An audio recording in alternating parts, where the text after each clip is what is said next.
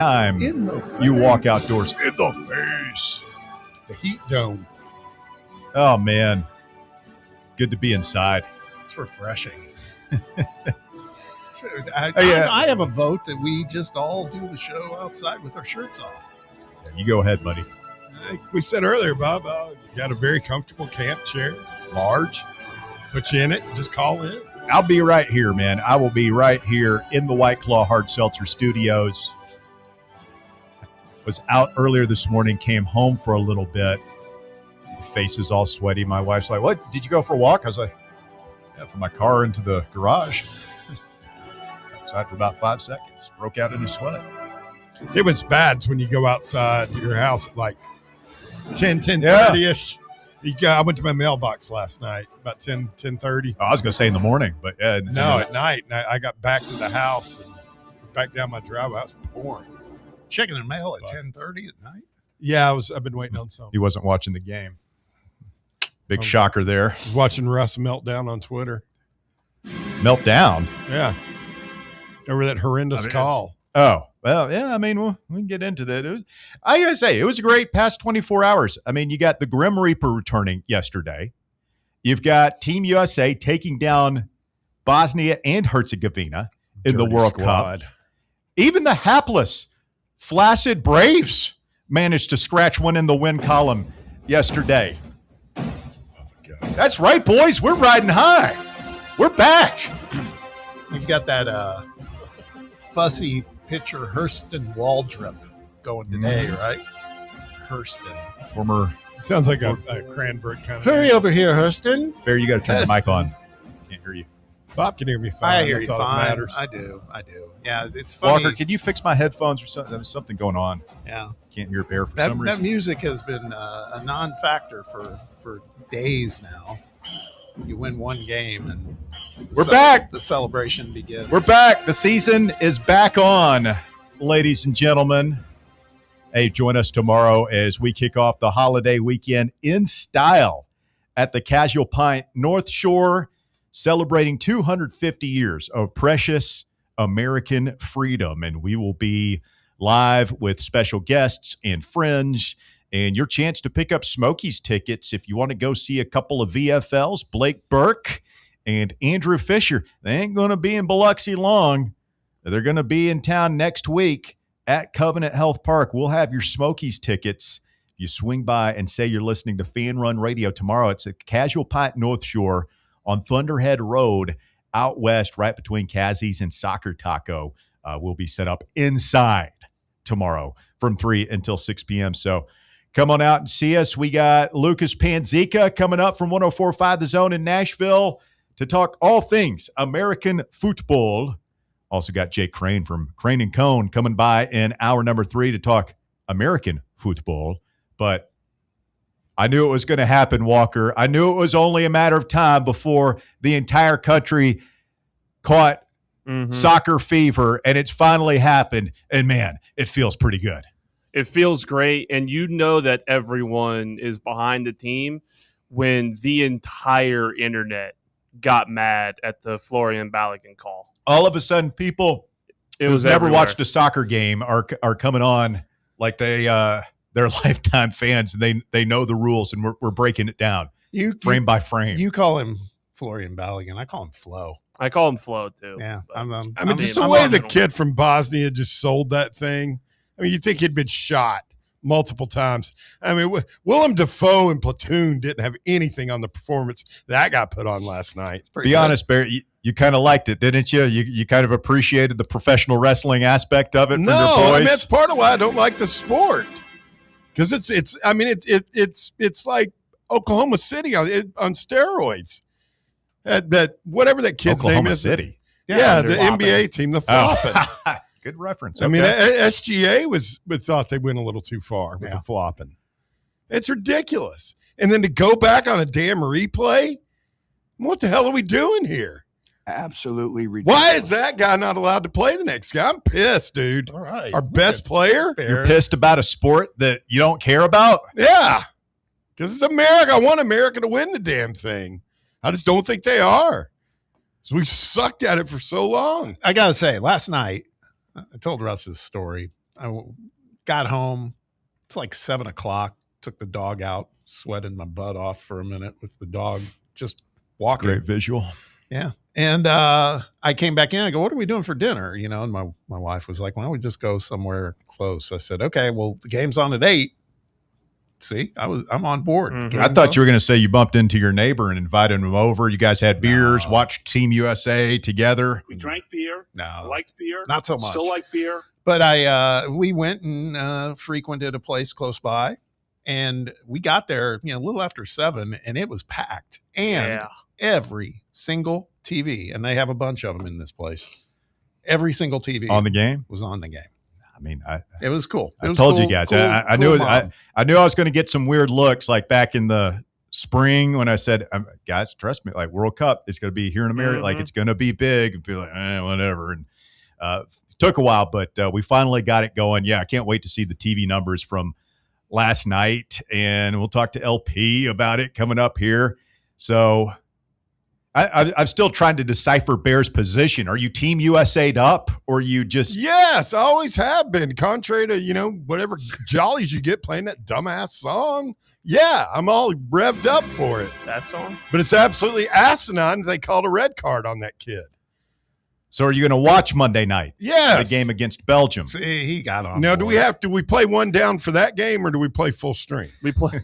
Bob asked the same question this morning. Oh, I love it. No, we play at full strength. We just can't play flow in that game unless his appeal goes. There's no appeal. There's no appeal. I mean, let's be honest, boys. What happened last night? Even if you thought that rose level red card, which I don't think it was, but. I mean, it's not like a Vontaze Burfict hit. Well, here's my thing. Like you can't have the same penalty, the same consequence for like a guy on purpose stomping on somebody, which happens. Yeah. Like or taking a swipe at somebody, punching somebody, pushing. Yeah, like totally on purpose. It can't be the same penalty for something like that and something like what we saw last night, which was accidental. Which is part of the game. And listen. I know before, and soccer guy is weird. I'm trying not to be soccer guy because like soccer guy is super insular. Like, but actually, that guy. Too late. But go ahead. Well, there people will say you do have red cards for incidental contact, and that's true. But you have to have some sort of personal referee discernment. There has to be an awareness of the moment. What's going on, the difference between that. Everybody's seen now the video of Messi doing essentially the same thing. Well, I mean, it's happened in their World Cup. In this World Cup, they said one got a red card, one a yellow, and then Messi didn't get anything. Yeah. And at the time when I saw it live, and I saw it on the first replay, I was like, oh, yeah, like that's nasty, but completely incidental play on. Like, I didn't even think it warranted a yellow card, quite frankly. But as soon as they go to VAR, man, and that official goes over there and he's looking in the TV, he's got a headset, he's talking to whoever, and that he feels the pressure to do something. They wouldn't have called me over here if it had been something worth penalizing. It's anti-American bias is what it is, Russ. Let's be honest. You think so? Yeah. Yeah, I mean, I really do. I mean, they're lucky that it happened in California where there's anti-American bias anyway. If it had happened down here in God's country, we would have burned down a Walmart. Either there. I mean, I think several. Philly. Make that call in Philly, see what happens. So make it out of the damn stadium. Look at Bear. Bear's sheeping out. He's ready now. I'll tell you one crappy call. That was horrible. What I really want to call it, I can't say on there, is it was a load of horse, you know what? It was a horse blank call, Russell. That's what it was. Have you seen this pile of crap? I want to know why there's no appeal for the next game suspension, because, I mean, that's just like kneecapping us. There should be. Yeah, and it is, man. That's the tough part about it is we could have afforded to lose just about any other player besides him and maybe Pulisic, because Walker, I mean, that you talk about being in great form. That guy, if he got the ball and got his shot away, it's going in the back of the net. I mean, he's playing with such confidence and such authority. He dominated the first half of that game. Had what, 4 or 5 scoring opportunities? Mm-hmm. I mean, he's dominated every game he's played up to this point. Didn't play against Turkey. Didn't have a goal against Australia, but forced the own goal because he's the one that drove it across the net and they put it in. And then against Paraguay, he obviously had the 2 goals, and he's been the best player for the United States this whole time. Bob has been humming Country Roads all afternoon long. Really? I'm getting kind of tired of it. Yeah. Well, I mean, you should have been here earlier, man. He broke into song, singing the lyrics and everything. Oh, my memory. No, I'm actually, I kind of have a bit of I got a bit of an issue. I think maybe it's because it's so proximate to West Virginia being in the College World Series. I just feel like it's been ripped off. That's all. Just feels that way. Cool moment. I mentioned it last night on X. Hats off to Fox for just letting. Do you have a substitute song you feel would be a better fit? Keeping in mind that whatever Bear's suggestion, Slayer, Rain of Blood. Yeah, War Pigs. Probably not going to have the same effect. I don't necessarily have another alternative. I just think maybe it's too close. That's all. Maybe American Pie, Don McLean. That's interesting. Mm-hmm. Or Neil Diamond, Coming to America. No. How does that one go? Seriously? Yeah. All I know Coming to America is Eddie Murphy. No. Yeah. Maybe it's just called America. I don't know. I know the song Homeward Bound, or They've All Come to Look for America. No, that's Simon and Garfunkel. This is that isn't. Yeah. They come to America. Ooh, how about James Brown, Living in America? Yeah. Dun, dun, dun, dun, dun. I guess that's not a really sing-along song, is it? Not so I long. love song. By the way, as long as we're on a complete tangent here, I love a good old America song where they start listing out cities. Oh yeah. Was Steve Miller Band have one? Phoenix, Arizona, all the way to Tacoma, that's, Philadelphia, Atlanta, LA. Take it easy. That's Rockin' Me. What a jam. What a jam. Of course, Huey Lewis and the News. Yeah. They hard to rock. Hard to rock and roll, still beating. In Cleveland. Yeah. Detroit. Don't they do kind of a variation of that stuff with Jefferson Starship? We built this city. Oh God, that's so good. That's like the all-time worst. So song. good. I mean, it's god awful. I wish I could unhear it. Each their own, Bear. That's all right. What song are you talking about? We built this city. Yeah. Like we built one of this the city great on rock and groups roll, of the that song? 1960s became just a parody band. It's not a bad song. It's No, okay. Terrible. Mickey Thomas, one of the elite lead vocalists of all time. It's a good song. Their 80s stuff was killer compared to, New Orleans, Detroit City, Dallas, Pittsburgh, PA. Yeah. No, Chicago and LA. Yeah. Speaking of Chicago, this is the last 4th of July in like 2037 that Saturday in the Park lines on. There you 4th go. of July. Living in America featured a James Brown live performance in Rocky IV, or as Bear called it, the most glorious moment when Apollo Creed finally fell and passed away. Cried. Spoiler alert. Oh my god. No, seriously. Kiss it, Russ. You cried when Ivan Drago fell? No. Bear, You you, cried when Apollo Creed got killed.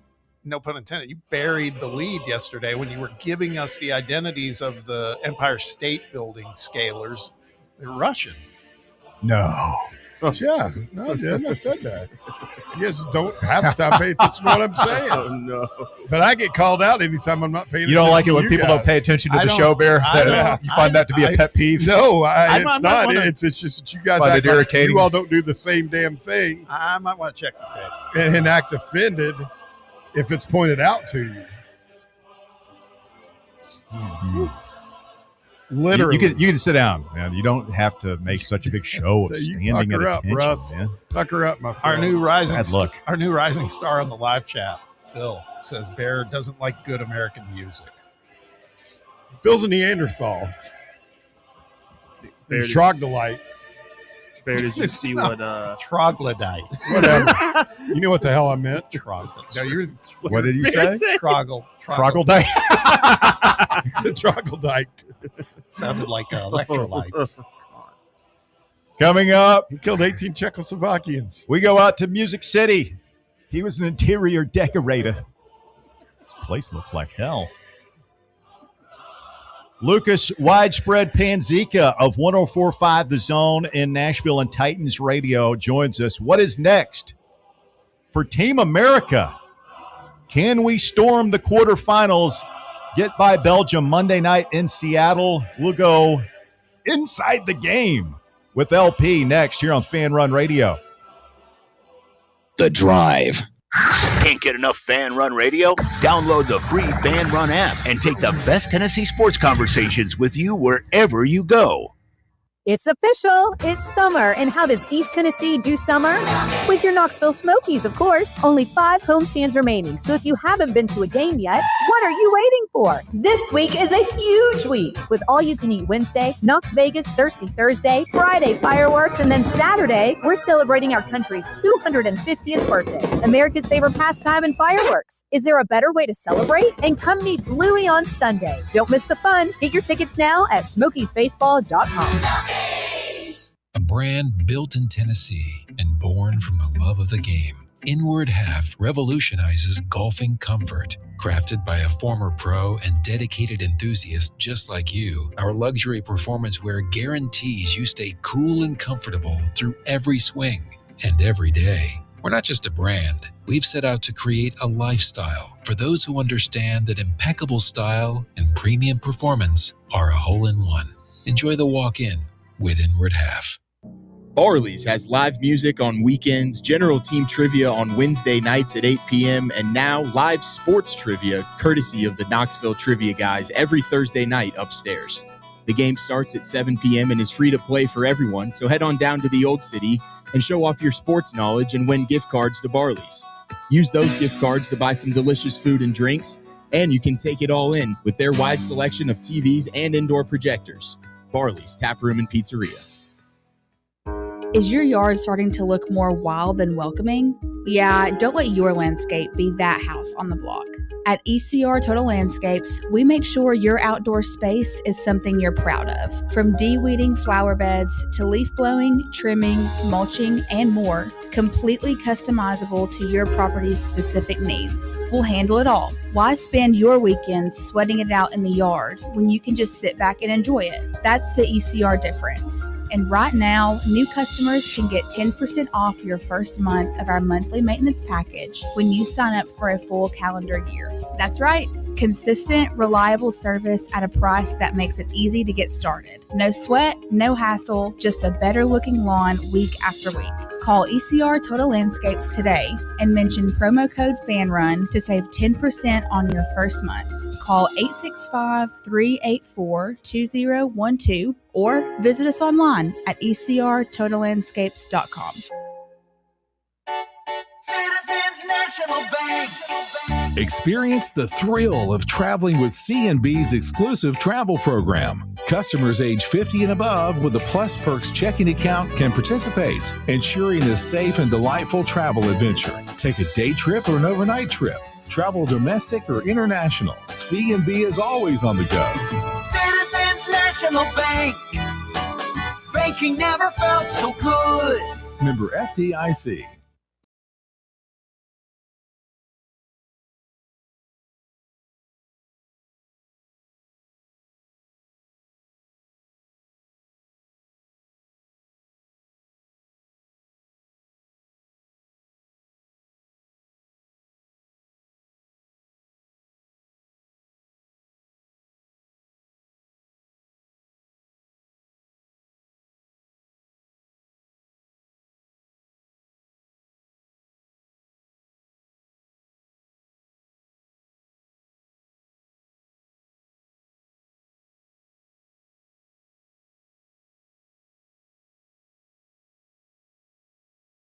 Bob Baskerville, Bear and Walker through the glass this afternoon. And Bob, we might have buried the lead here. I mean, we talk about your neighbor.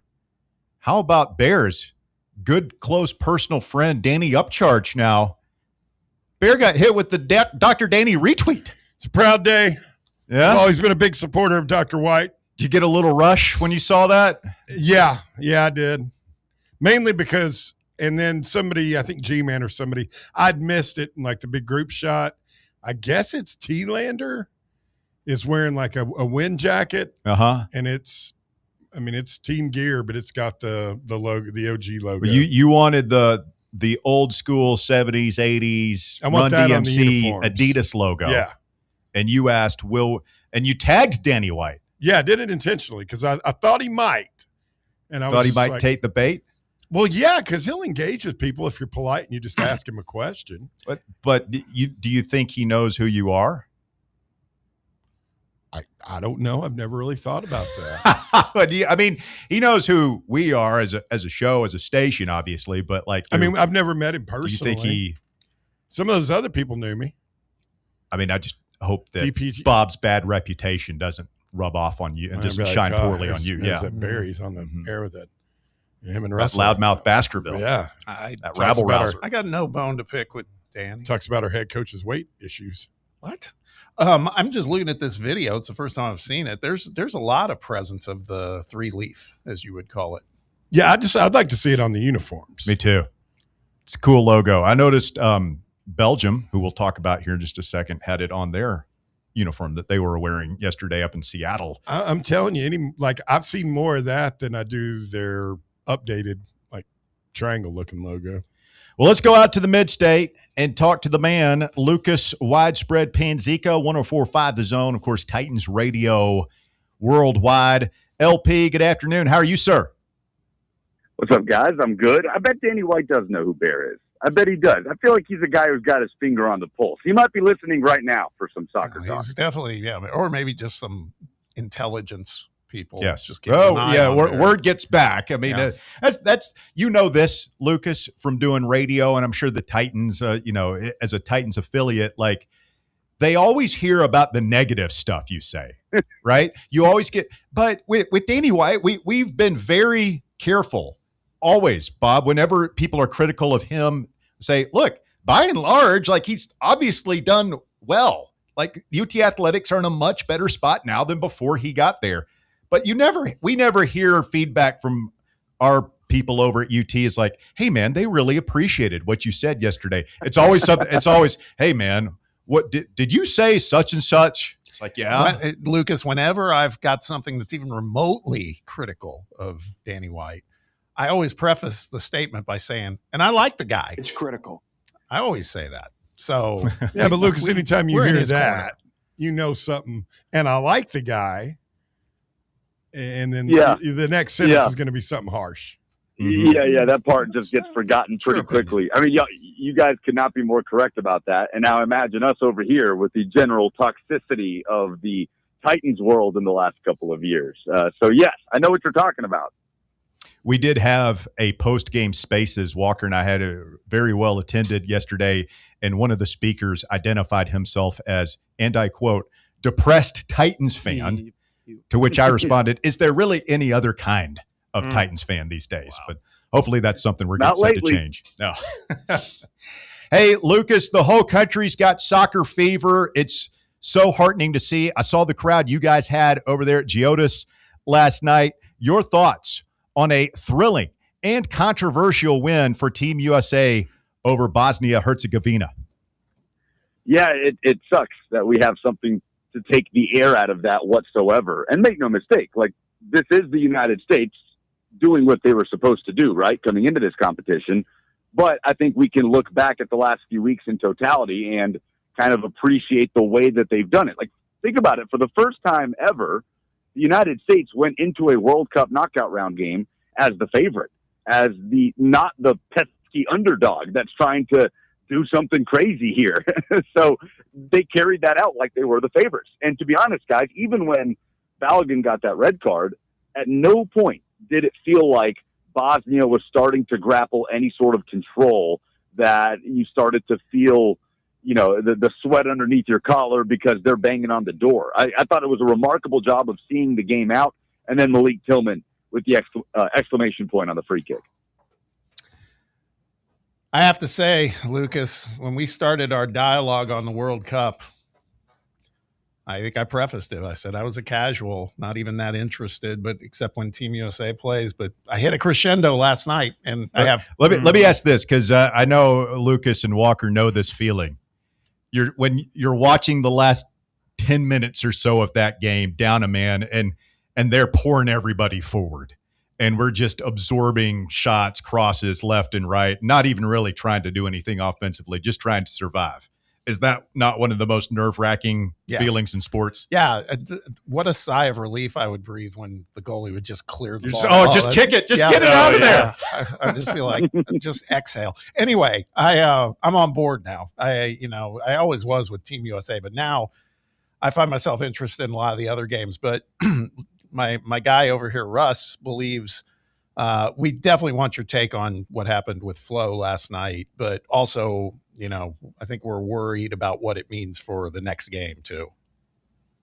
Yeah, I mean, that's obviously the shadow that hangs over this thing. And, we could talk about the red card now, right? It feels incredibly harsh on Fuller and Balogun. And it's the type of review that the moment it's going to go to VAR, my mind went straight to, well, then it's going to be a straight red, because at that point we're going frame by frame and we're going to rip away any context of the play and just see Fuller and Balogun's foot smashing down on the opponent's ankle or the top of his foot. And yeah, like, it looks bad.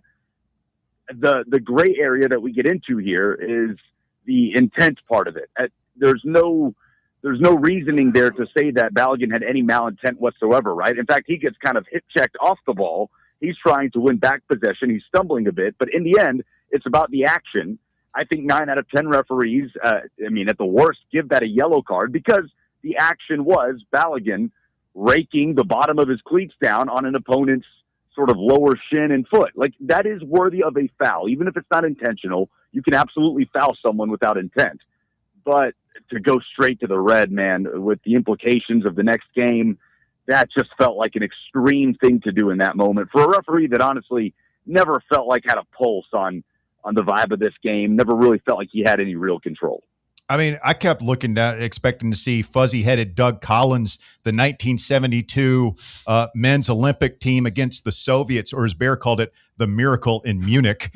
I mean, the Jabbar Gaffney non-catch in the year 2000, thought that was a terrible call, Lucas. Where have we gotten to when you can have, if you remember Zidane, the headbutt, the guy, the Dutchman with the kung fu kick back in the day. How is the penalty for that the same as what we saw with Balogun last night? There's got to be some discernment there. Well, what's crazy is the Dutchman you're talking about, Neil de Jong, didn't even get a red for that karate kick into the chest of Xabi Alonso in the World Cup final. He got a straight yellow for that, which was one of the crazier calls in World Cup finals history. But you had, but that guy had that was a final, right? And he was like, man, I'm not going to red card here in a final. Like, you have to have some situational awareness, as Butch Jones would say. Yes. Oh man, the Butch. This is versatility working in the Butch Jones quote into this World Cup. Got to keep it relatable, Absolutely, but yeah, man, I feel like that was an initiation for a lot of folks like you, Bob, that are kind of being captured by this thing, and suddenly you find yourself invested. I feel like part of that for any sport is you got to get screwed over at some point, right? So thankfully that happened, and the U.S. moves on. I'm not ready to call it a tournament. Because I think there are things that the U.S. can do against Belgium and find a way to win that game. But it hurts, man. Balogun has been having such an awesome tournament. He's the type of player that you could easily see getting a big move to a bigger club after this tournament. And you could argue he's been one of the U.S.'s best players. I mean, it's not even an argument. He absolutely has been with the 3 goals. His movement behind the lines, man, the way he runs into space, pulls defenders apart, his athleticism. The guy is a natural-born winger. He grew up in the Arsenal Academy, developing as a winger. He can take players on. Very different profile from the guy that's probably going to step in to his place against Belgium on Monday. But, yeah, man, that one hurts. In that moment, to reach into the back pocket. Again, though, as soon as it went to review, my heart kind of sank. And I thought, no, this is going to be a moment where It's going to look like a red when you put it into slow motion, but the referee's got to have a better grasp of the game state than that.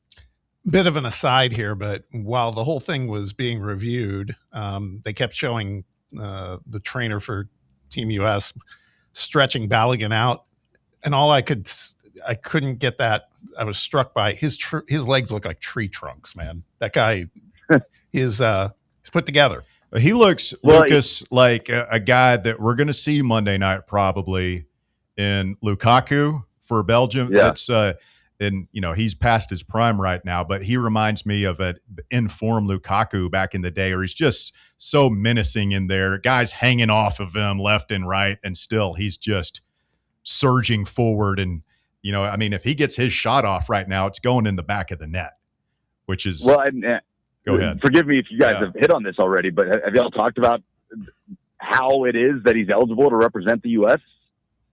No, his but you tell the story. It's pretty phenomenal.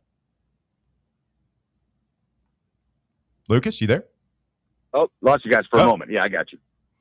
Yeah, so he was born. His parents are British, right, by way of Africa somewhere, and Nigeria. Yeah, by way of Nigeria, and they're in the United States. And the mom is too close to birth to fly, and so they're like, "You got to stay here." And the baby is born in New York, hence citizenship. They were on vacation. Yes. They were on vacation. Yeah, exactly. It worked. How many times through the years have we oh man, since Clint Dempsey, we really have just been in search of a striker, and we haven't had one. And now we've got a true number 9 out there. What do you think they're going to do? You think they go Pepe or Haji Wright? People, could you get creative? Maybe slide Gio Reyna in there. Pulisic is a false 9, something like that. Yeah, I don't love the idea of starting to get creative and tinker and move Pulisic up front and starting to make multiple changes for the sake of one, right? They found a groove with this group. And, if anything, yesterday told you that Mauricio Pochettino believes in his starting lineup enough to not make any changes until the 87th minute, which is pretty insane after you go down a man, right? And you're defending a lead with 10 men. But I think that says something about at least what he thinks of the depth of this team. We've not seen Haji Wright in this tournament. We have seen Ricardo Pepi. We saw Ricardo Pepi start a pre-World Cup friendly as well against Senegal. And honestly, I thought he was excellent in that game. And for a brief moment, it flashed in my mind where I thought after that Senegal game in Charlotte, is there a world where Ricardo Pepi sets up Christian Pulisic for success better because of his hold-up play and the ability for players like Pulisic to buzz around him and pick the ball and make those runs off of him? I do think there's a world where this gives Christian Pulisic more box entries and touches into the opposition box because of the way with his back to goal, attract defenders, maintain control, and U.S. get numbers. Whereas Balogun is a better goal scorer. He's a better athlete. He's a better dribbler, better player, no question. But for me, you just plug Pepe in there and you just utilize his strengths. I don't love the idea of starting to just move pieces around after the formula that you found for the last few weeks. Yeah, I hear you, LP. And the other thing, you mentioned Pochettino, and I feel like, his level-headedness, and again, this is a guy that's coached literally hundreds, probably thousands of games at this point. He's coached in a European final. He's been in the Premier League and in France and elsewhere. And you had that red card. It's a shocking moment, and there's a tendency sometimes in those situations to panic. Oh, we got to yank 2 guys, sacrifice somebody, put in another defender.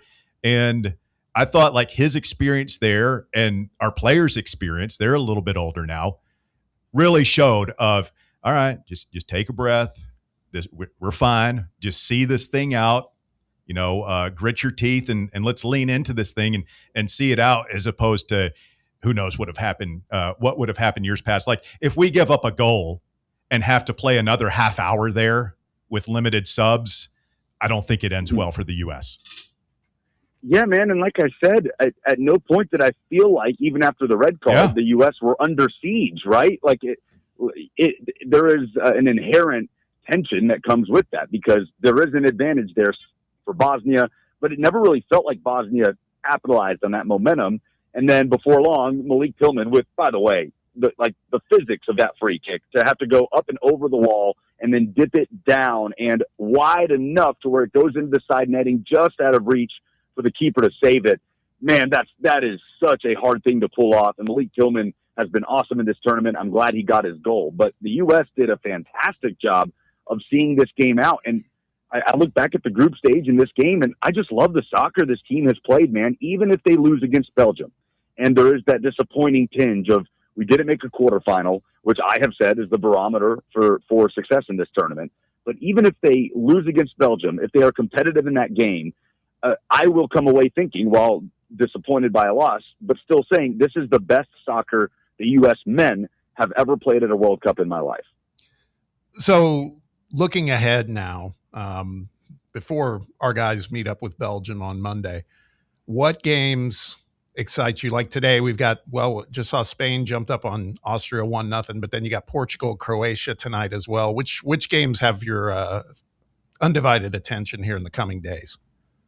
Well, I mean, a couple of days ago, it's going to be hard to beat that triple header that we had with Germany going down and the Morocco-Netherlands game. What a just unbelievable day. But man, I'm looking forward to seeing what happens these next couple of days. I think we're getting into some of these more lopsided round of 32 matchups. Cabo Verde has been an incredible story in this tournament. I'm afraid of what Argentina is about to do to them. And then you move on and you see if Canada or Egypt can pull off an upset. You know, I'm going to go biased here. Guys, I'm on the way to the airport to hop on a plane to Sao Paulo tonight. So I'm going to be in Brazil as of tomorrow morning. And I'm happy I'm not walking into a funeral, which would have been the case had they lost to Japan. So Sunday against Norway, that's definitely where my eyes are going. And then the Mexico-England matchup. I mean, I just cannot wait. I think that's going to be the best environment of this entire tournament in Mexico City. Lucas Panzica, 104.5 The Zone in Nashville. Lucas, last thing here, question from the audience. Commissioner Bockwinkel says, forget all this kickball talk. Ask Lucas the hard-hitting questions everyone is dying to know. How has Will Levis's off-season endorsement deals been going? Any word from Mayo Land? No, it's been awfully quiet on that end. He's been on the field. I mean, he's been participating in OTAs and minicamp, but I think the general expectation in Titans land is that Will Levis will not be on this roster come week one, whether that be via trade or any other avenues. But no endorsement deals as of late. All right. Well, safe travels, LP, and that's exciting, man. Brazil during a World Cup. Be safe down there, and we'll be checking in with you. Appreciate it, fellas. Talk to y'all soon. Thank you, Lucas. Lucas Panzica, he's been our World Cup correspondent past couple of weeks up there in Nashville. Can we contact him? And have we ever had a caller from Brazil? I know we've had folks from Europe before. Oh, yeah. It's 21st century, bro. They got phones in Brazil. If they've got Wi-Fi, we can get him, it'll sound like he's in the room with us. I didn't get to ask him, is this a work trip or is this I'd say it's personal. I know he's a big Brazil guy. I think his mom's Brazilian. His dad's Italian. Yes. Yeah. Dual citizenship. Triple citizenship. Nice. As a matter of fact. All-American boy, Lucas Panzica. All right, quick timeout. You're listening to The Drive, Fan Run Radio. Coming up, where does last night rank in terms of worst officiating calls ever? We will go through a couple of others that compare and decide if we can come up with some sort of a hierarchy. Worst calls in sports history. If you've got to take 865-966-3435 is your number to get on board. 966-3435. Stay with us. More Fan Run Radio coming up.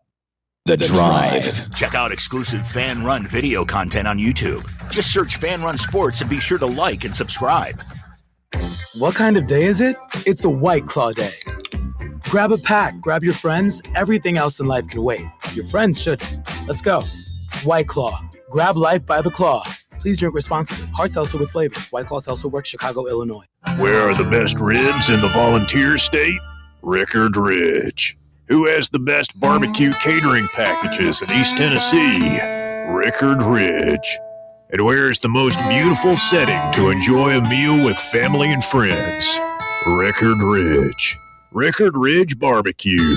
Just a quick ride up I-75, take exit 134, hang a right, and Rickard Ridge is on your left, just inside Cove Lake State Park. Ball fans, reimagine your home at Broadway Carpets and Flooring for any remodeling or building needs. With a variety of carpets, rugs, hardwood, vinyl, and stone, Broadway has all the flooring and installation options you're looking for, including pet-resistant products like Pet Perfect Carpet from Shaw Floors. Visit their showroom in downtown Knoxville or the location in West Knoxville located on Kingston Pike near Pellissippi Parkway today.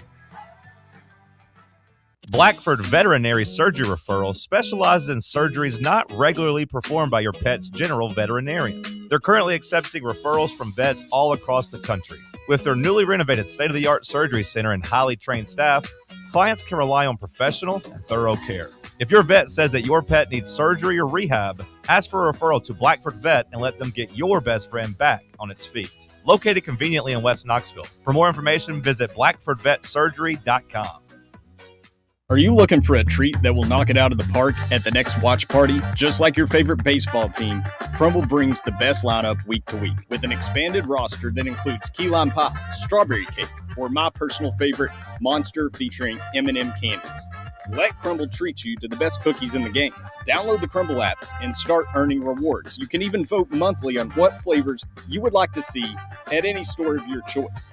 Warmer weather is here, so get to the ballpark, but don't miss the cookies. Welcome to Axle Logistics, where excellence isn't just a goal, it's an energy. As a leading third-party logistics company, Axle is powered by an award-winning culture built on a work hard, play hard mentality. Here, the drive for success is contagious and hard work never goes unnoticed. Whether you're just starting out or looking to level up, Axle Logistics is the place to launch your career. Join us and take your ambition to the stars. To learn more, visit axlelogistics.com. Don't you wish your life came with a warning app? Stop. That dog does not want to be petted. A heads up before something bad happens. You should not send that text. Uh-oh.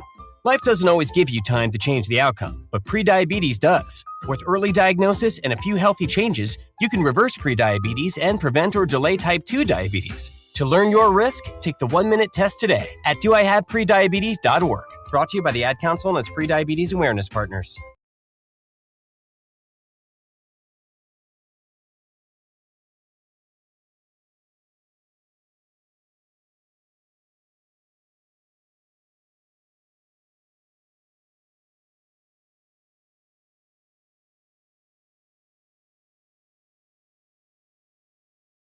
That AC up and let it flow. No, seriously, could you guys turn the AC up?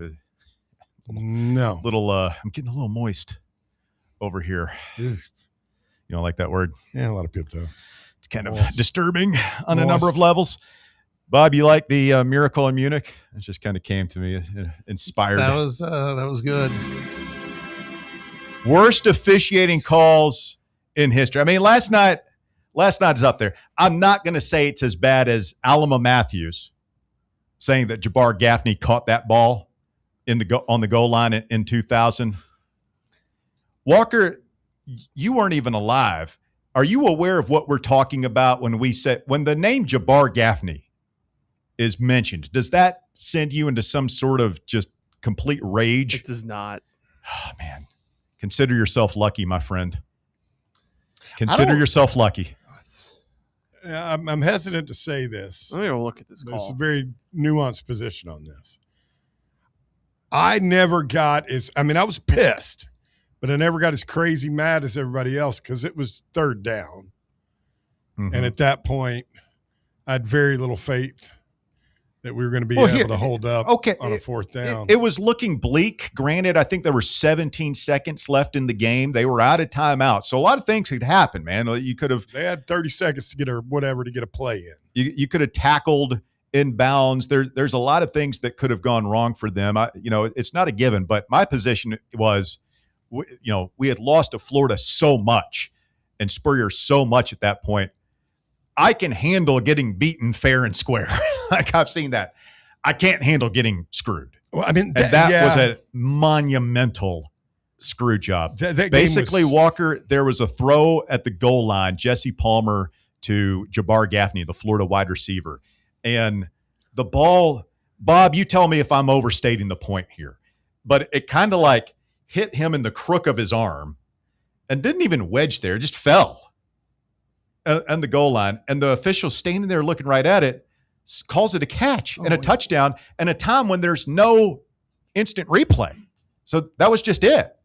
Oh my God! I'm watching it now. You see it? They called that a touchdown. Rationale was he broke the plane, right? Oh my God! It wasn't so much of where it was; it's that he caught it. Yeah, which he didn't. That's what I'm saying. Though there's a lot of times I've seen touchdowns where the player, like a running play, where they break the plane and the ball might get popped immediately after, and the ref's like, "No, touchdown." That's what I feel like they did there. I don't agree with it. I think it was a horrible call, but that's what I think happened. What are your thoughts having seen it for the first time now? It's not a catch. It's not a catch. Like, no I way. get what Bob is no saying. No world is that a catch. That's what I'm saying. That's a catch versus what I'm talking about at running plays, right? Yeah. Where the running back has the ball. So, yeah, I agree. Yeah, the rules Bob is talking about is when you have possession of the ball. He didn't have that. It was a bang, bang, like he has it in his hands and it gets knocked out. No world that's a catch. It's not a catch. And we don't even know what a catch is most of the time, but I know that's not one. Yeah, the most frustrating part about that damn game was we should have blown them out. Remember how we kept kicking field goals in the first half? Oh, yeah. I was pissed from the word go. Travis Henry ran wild that day. We should have steamrolled their asses. And Spurrier after the game, in a classic Spurrier quote, said, well, you ain't going to beat the Gators kicking field goals. And he was right. God, I hate that.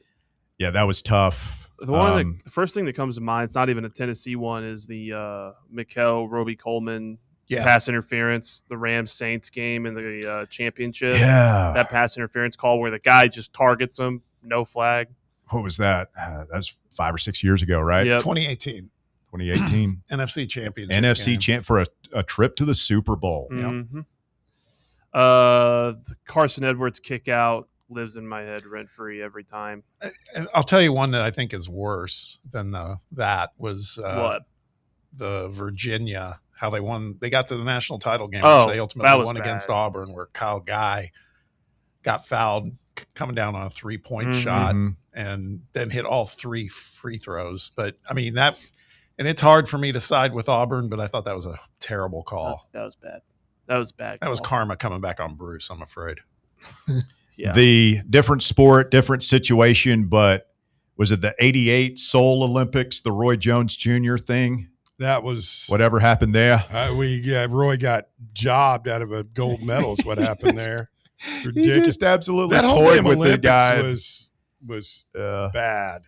That was the one where Ben Johnson was all hopped up on, like his eyeballs had veins. Oh, yeah. He was all hopped up on steroids. Ben Johnson broke the 100-meter dash world record and came out that he was on the horse steroids. Like the next day. You look up a picture of that while you want to see something wild. I mean, the dude the literally dude looked like Secretariat coming Yeah. down the stretch there. His eyelids were ripped with veins and stuff. God.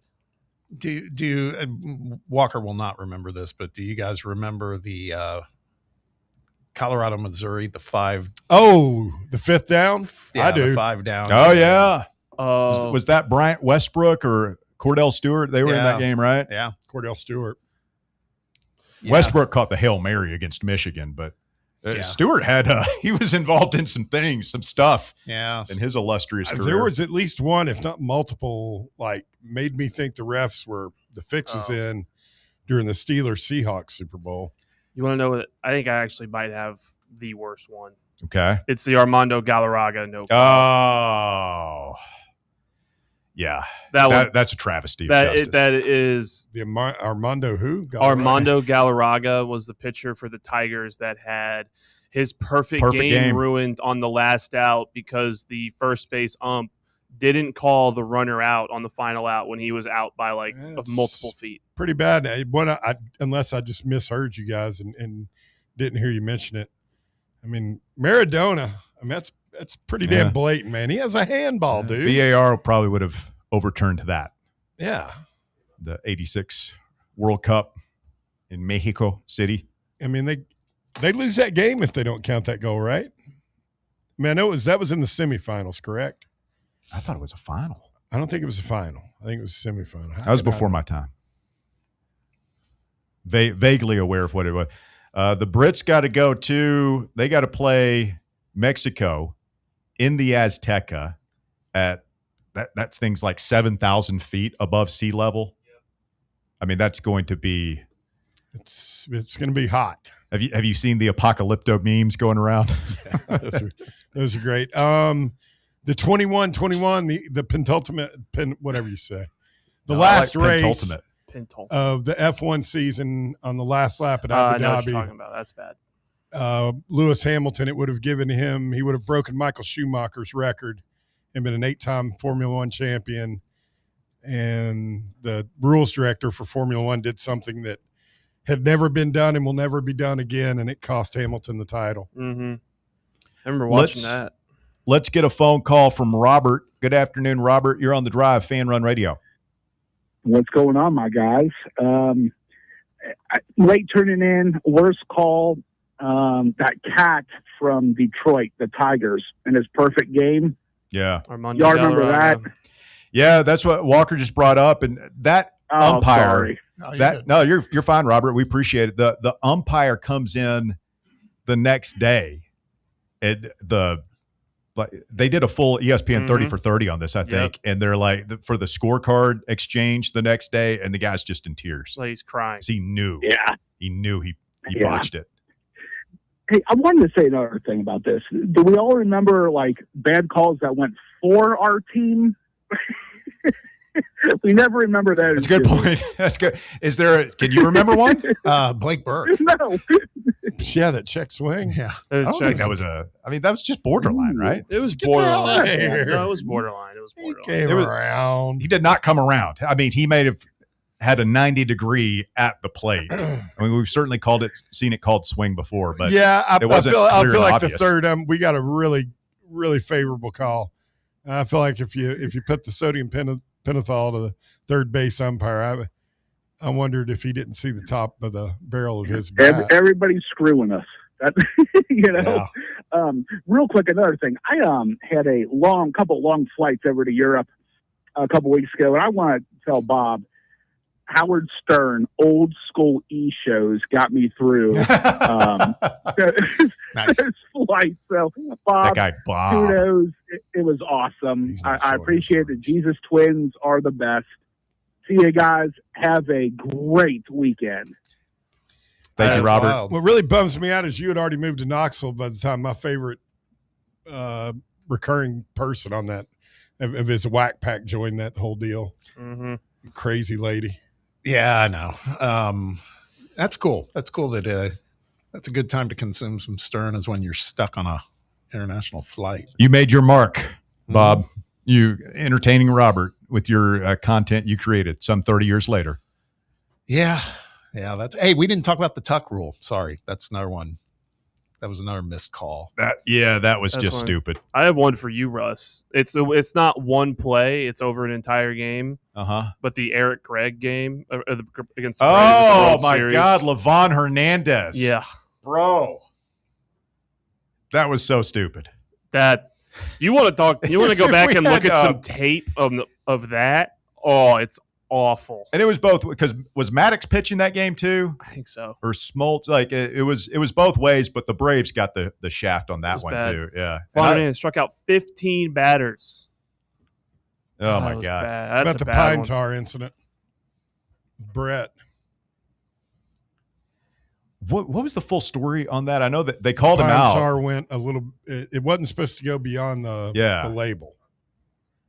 And I guess was it Billy Martin who like told him some obscure rule? Then the footage of him like coming out in just a full on rage is a half a pouch of chewing tobacco hanging out of his mouth.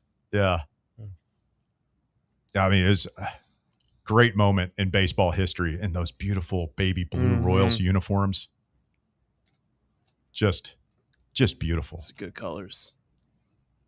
865-966-3435, setting up a big second hour. It'll begin with the top four at 4. Walker has all the latest sports news for you when you continue. I guess we'll continue We hope you continue listening. Setting up for our big remote tomorrow, live from the Casual Pint North Shore. Come on out and see us as we broadcast live from 3 to 6 p.m. here on Fan Run Radio, doing the thing. We'll have your Smokies tickets for giveaway. And speaking of Blake Burke, he'll be in town next week playing with the Biloxi Shuckers over at Covenant Health Park. Your chance to pick up freebies tomorrow at the Casual Pint North Shore. Come on out and see us. Hour number 2 of The Drive coming up. Stay tuned.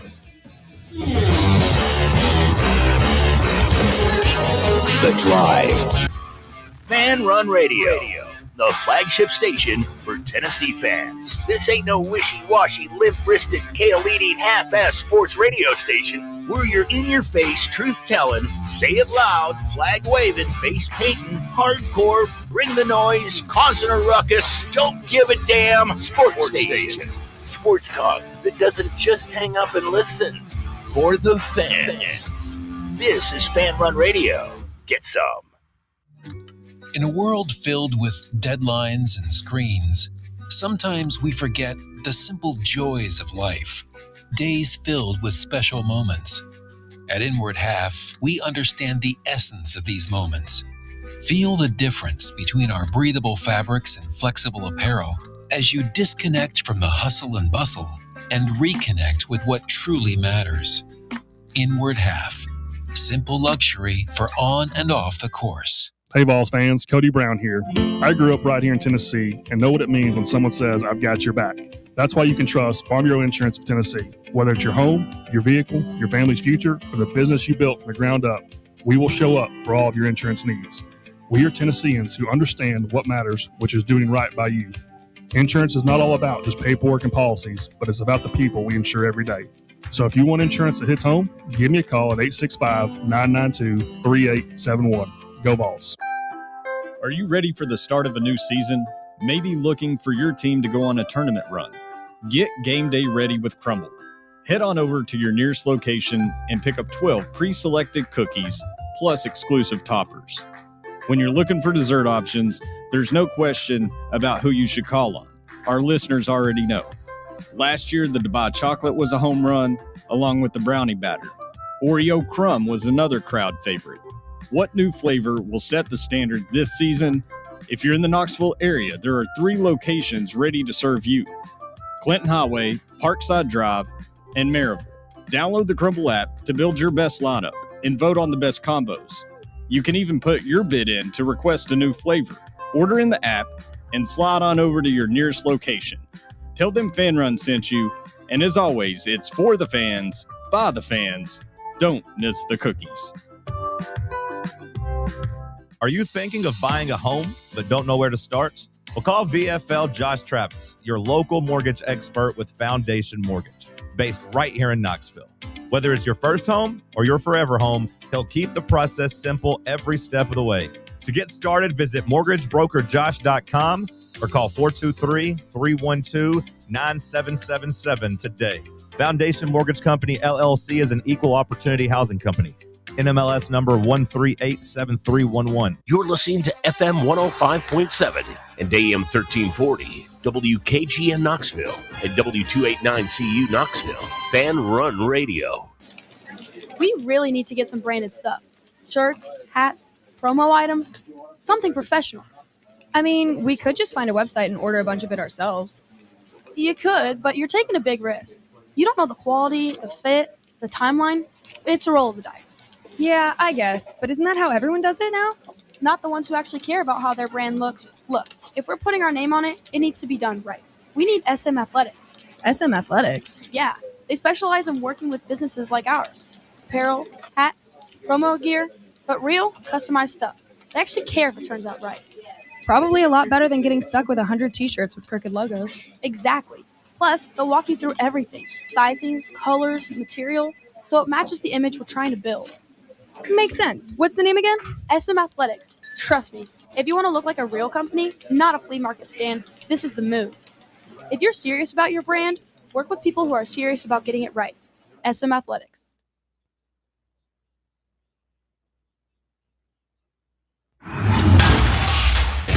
It's time for the Drive's Top 4 at 4.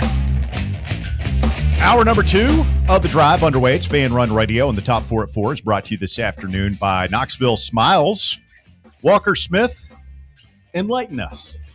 Thank you. At number 1, the first look at the football team's new home jerseys and other apparel with Adidas came from Peyton Manning today, who was a part of the Adidas launch video that came out this morning. He was filmed wearing the orange football jersey alongside UT athletes across all sports, with the message that Adidas is investing in every sport at Tennessee. Seems like it's being received well online. It's a good video. Like they just had all athletes from different you sports. put Peyton on it, and people will get up for anything. Some of the new kind of old, isn't he? I'm sorry. What? Peyton's looking kind of old, isn't he? Man's 50. He is old. Yeah. I mean, 50. Spring chicken anymore. Yeah. Yeah, but I mean, some of the gear that the people were wearing in the background looked good. Like all the fan apparel that'll come out, it should look pretty good. I don't think there's going to be any major changes to football. I would be surprised if there's anything like, whoa, look at that. I'm interested in seeing basketball, which I assume would stay the same, and baseball, which I kind of hope stays, because I feel like they've done really well with that. Would like to see the creams revert back to what they were. And I posted a picture of the orange pinstripe thing that I've been advocating for many years. I don't know if I'm holding my breath on that one, but I'm more interested to see what they do with basketball and baseball, because I just don't think they're going to change football very much. Did we have a cream basketball jersey? Am I remembering that? I remember that one was with really the Vol good. script. Yeah, I mean, they've worn that for a couple of years now. We need that. That's like a throwback, right? Yeah. I love that. It's a good one. At number 2, Jaylen Brown has a new home as the Boston Celtics agreed to send the former NBA Finals MVP to the Philadelphia 76ers in a blockbuster trade last night.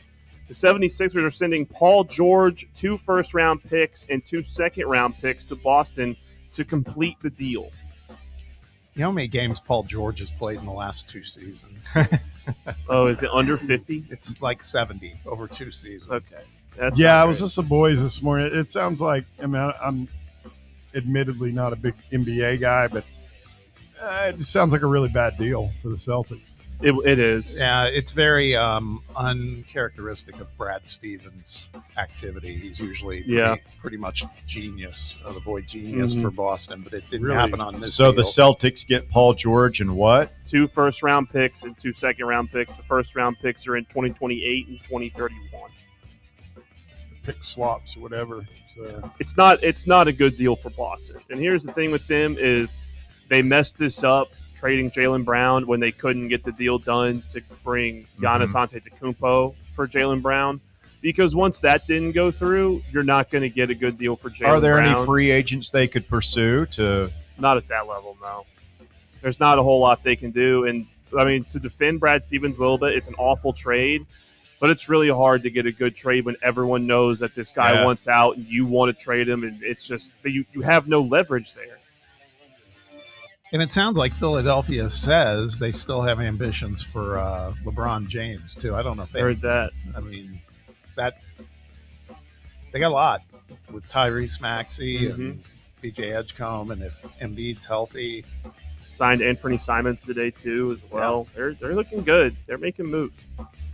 At number 3, Americans are putting on a show at Wimbledon this week as top U.S. players advance through the tournament.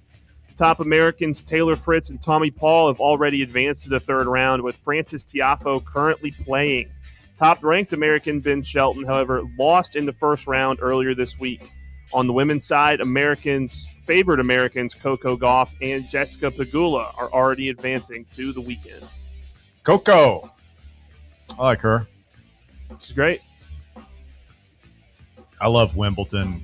As you watch the tournament progress, the first day or two, the grass is just pristine. Mm-hmm. I'm not a grass expert. But then by the end of the tournament, you got those big bare patches right along the baseline. Yeah, and I was watching it earlier today. It's already starting to look pretty rough. Uh-oh. Early. That's not a good sign. It's already pretty much dead grass back on the baseline. It's might not look great next week unless they do some that grass. some magic. They'll figure it out. You ever played on grass, Walker? No. Have you? No. I'm not a I grass. don't even know where you would go to do that. No, I mean, there are not a lot of grass courts in America, let alone the world. You don't have them out at the Peak Club? Those are hard court. You play on clay? I have played on clay. Clay's fun. Yeah. I know playing on the red clay, but the green dirty clay, they had that over at the Racket Club and a couple of other places around town. It's a lot better for your joints Yes. playing tennis if you play on clay compared to the hard court. If you slip and get it all over your clothes, then you got to drive home. Yeah. It'd be messy, though. It is. It's good, though. Bob, do you have a favorite tennis surface? Not particularly. Okay. Carry on, Walker. All right. And at number 4, we've got 3 more knockout games today in the FIFA World Cup after the United States beat Bosnia last night. Right now, Spain is beating Austria 1-0 at halftime, with games later tonight including Portugal at Croatia at 7 p.m. and Switzerland taking on Algeria at 11. So I've been following the USA-Belgium odds. This morning, we were a slight favorite. We were like minus 116. They were minus 112. Should be even. It's even now. Yeah. Just went to even odds on FanDuel. It's a very even game, even without Balogun in there. It's going to be. I'm already like not looking forward to watching that game. It's going to be miserable. Just a bad experience. Like the game's going to start. It's going to be a 2-hour root canal. It's going to be bad. I go into most of these games expecting the worst. And kind of like my Tennessee football fandom. I prepare for the worst, and then if anything good happens, I'm pleasantly surprised. Yeah. It's just a creed I like to live by. I can't Don't expect good things to happen. I can't. I'll go in expecting good things to happen and get my heart ripped out of my body. And that's probably what's going to happen on Monday. You're young. Or we can win. Life will beat that out of you here in win? the next 10, 20 years, Walker. Give it time. Or we could just win the game Monday. There you go. Sure. Just go out and win the game. I want to win. I want to win. Thank you, Walker. That is the top 4 at 4. It's brought to you by our friends at Knoxville Smiles. You check them out online at knoxvillesmiles.com. If it's been a while since you've been to the dentist, what are you doing? You don't want to be neglecting your dental health. Let our friends at Knoxville Smiles get your teeth in tip-top shape. They are over there cleaning teeth until 7 p.m. tonight, 3 more hours. It's part of how they make going to the dentist easier for you at Knoxville Smiles. It's where I go to the dentist. Give them a call. Tell them I sent you. They'll take great care of you and your family at Knoxville Smiles. Their phone number is 865-539-1776. Or you can just go online to knoxvillesmiles.com. Smile brighter with Knoxville Smiles. Hitting the reset button for those of you just joining us. A lot of soccer talk in hour number 1. Some of you liked it. Some of you didn't. That's okay. Bear gets the Danny Upcharge retweet earlier today. I want to call it the trefoil. Whenever I see trefoil, I just think the cookies, the Girl Scout cookies. Mm-hmm. They're so good. I don't even know how you're supposed to say it. Neither do I. Trefoil. So good. What is it, Bob? Is the Adidas? Is it a trefoil? No, a trefoil? I think it's trefoil. Bear getting the retweet from our athletics director earlier today. We are live tomorrow at the Casual Pint North Shore. We do have Jake Crane coming up in hour number 3 of the program today. We will get his thoughts on college football, maybe chat a little World Cup with him as well. We'll go open line this hour, though. If you've got thoughts, 865-966-3435, hot question of the day, worst calls in sports history. People are mad. People are upset. People want answers after Balogun gets sent off. That's what we call getting a red card, Bob. You get sent off by the official. Get him out of here. And it's tough too when you see him coming. Like just tell me I'm done. Just say you're out of here. Say I'm sorry. You got to go. Don't walk up and brandish a card right in my face. Everybody knows I messed up. Everybody knows, or in this case, that you're screwing me. Everybody knows I'm done. You don't have to. A red card. It's harsh. Should there be a card in between red and yellow, an orange card, perhaps. Nah. Nah. That feels participation trophy-ish to me. It's like, got to be consequences. I don't agree with the call. Speaking of orange, though, did you see this? Adidas.com right there on their homepage. There we are. They're making a big deal out of it. They are. I don't think Nike would have done that. No. Well, no, I think they ought to lean into the whole, whatever we're calling it, the foil. Trefoil. Trefoil. I mean, Nike's got the Jumpman thing. Maybe they should only give the trefoil to their select schools. Yeah, their elite brands. Well, we've already seen the main orange jersey has the 3-stripe logo. Yeah, the triangle thing. The A. I think we'll put the trefoil on there. They did a really good job with the orange. It appears. Yeah, it looks good. I mean, it looks, and they had them all lined up in the end zone there on the video, and it all looked like the same exact color. So the Adidas rollout has begun. I saw where South Carolina went to Nike, and their fans are not liking it. They are getting the Nike experience. They're crimson now. They changed the shade of red. Oh, no. I've heard that orange is hard to get, hard to match, I guess, for some of these apparel companies. I always thought red would be easier, right?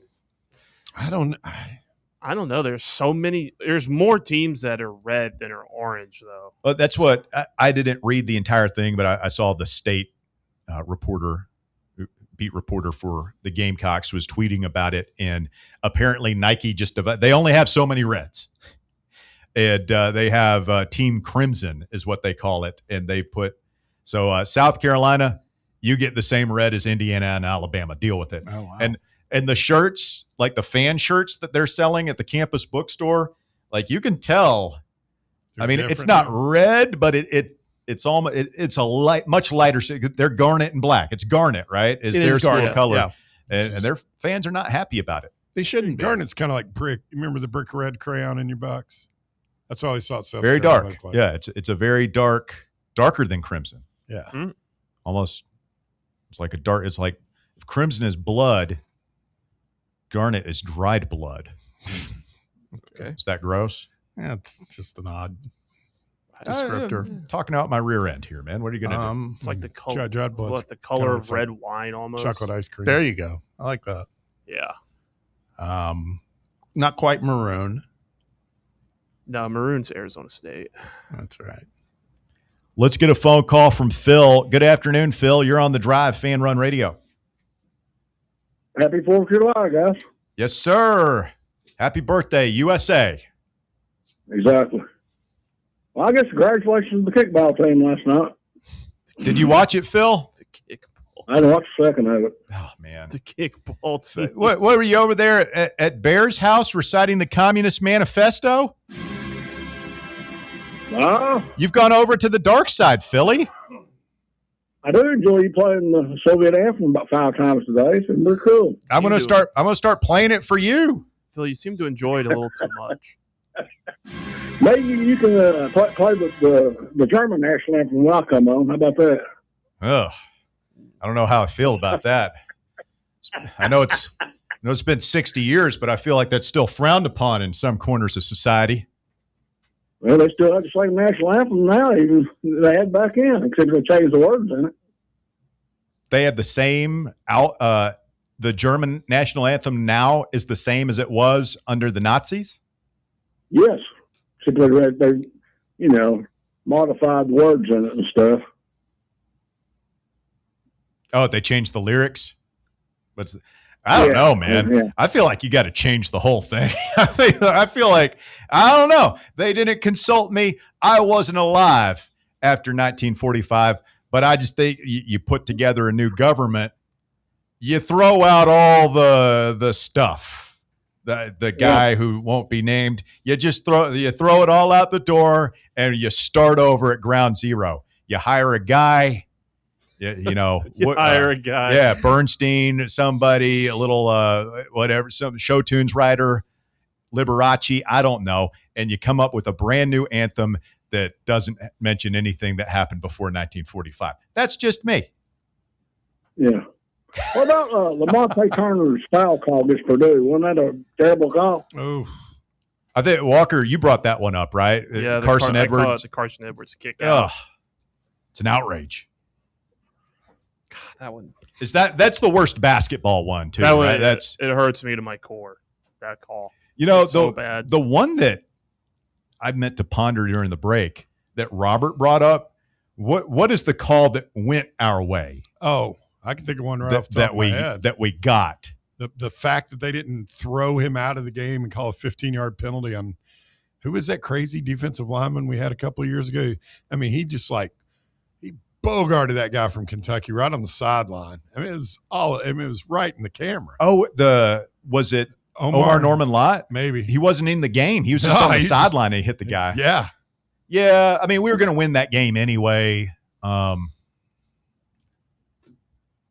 Maybe an alert listener can come up with one. Here's another basketball one. Jarnell Stokes in the Sweet 16 game against Michigan, the offensive foul. Yeah. He should have dished that to Jordy Mack, though. That was a bang call. I mean, again, that's block charge. Like, we don't know what a catch is in football anymore. We don't know what a block charge is in basketball. I don't know what I'm looking at there. What about that Ole Miss UT basketball game when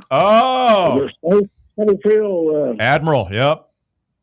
He did kind of slide under that guy, didn't he, Phil? Yeah, he sure did. When Kermit Davis, Kermit the Frog, threw his jacket over there on the sideline. He had reason to be upset. Yeah, because that's about the end of Kermit the Frog after that game on it. I mean,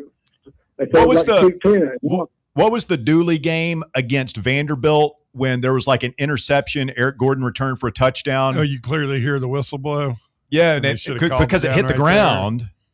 No, his knee went down when he caught his the knee went down, or so. Yeah, so it should have. I mean, it would have been our ball in another overtime, but since he intercepted it and ran it back, we won the game. We did kind of get over on them then, for being honest. Yeah, it happens. Did you all see where Clark Lee said that Cotton Candy's got the most talent they've had since he's been there? I saw that on Twitter this morning. You said that? That may be true. Could be true. They are not as good at quarterback anymore as they were last year. They don't have one of the Salamanca twins back there. Playing a true freshman. Yeah. Will he still be a true freshman by the time we go to Nashville? Will he still be upright by the time we go to Nashville? That's a good point. Yeah, that's good. Yeah.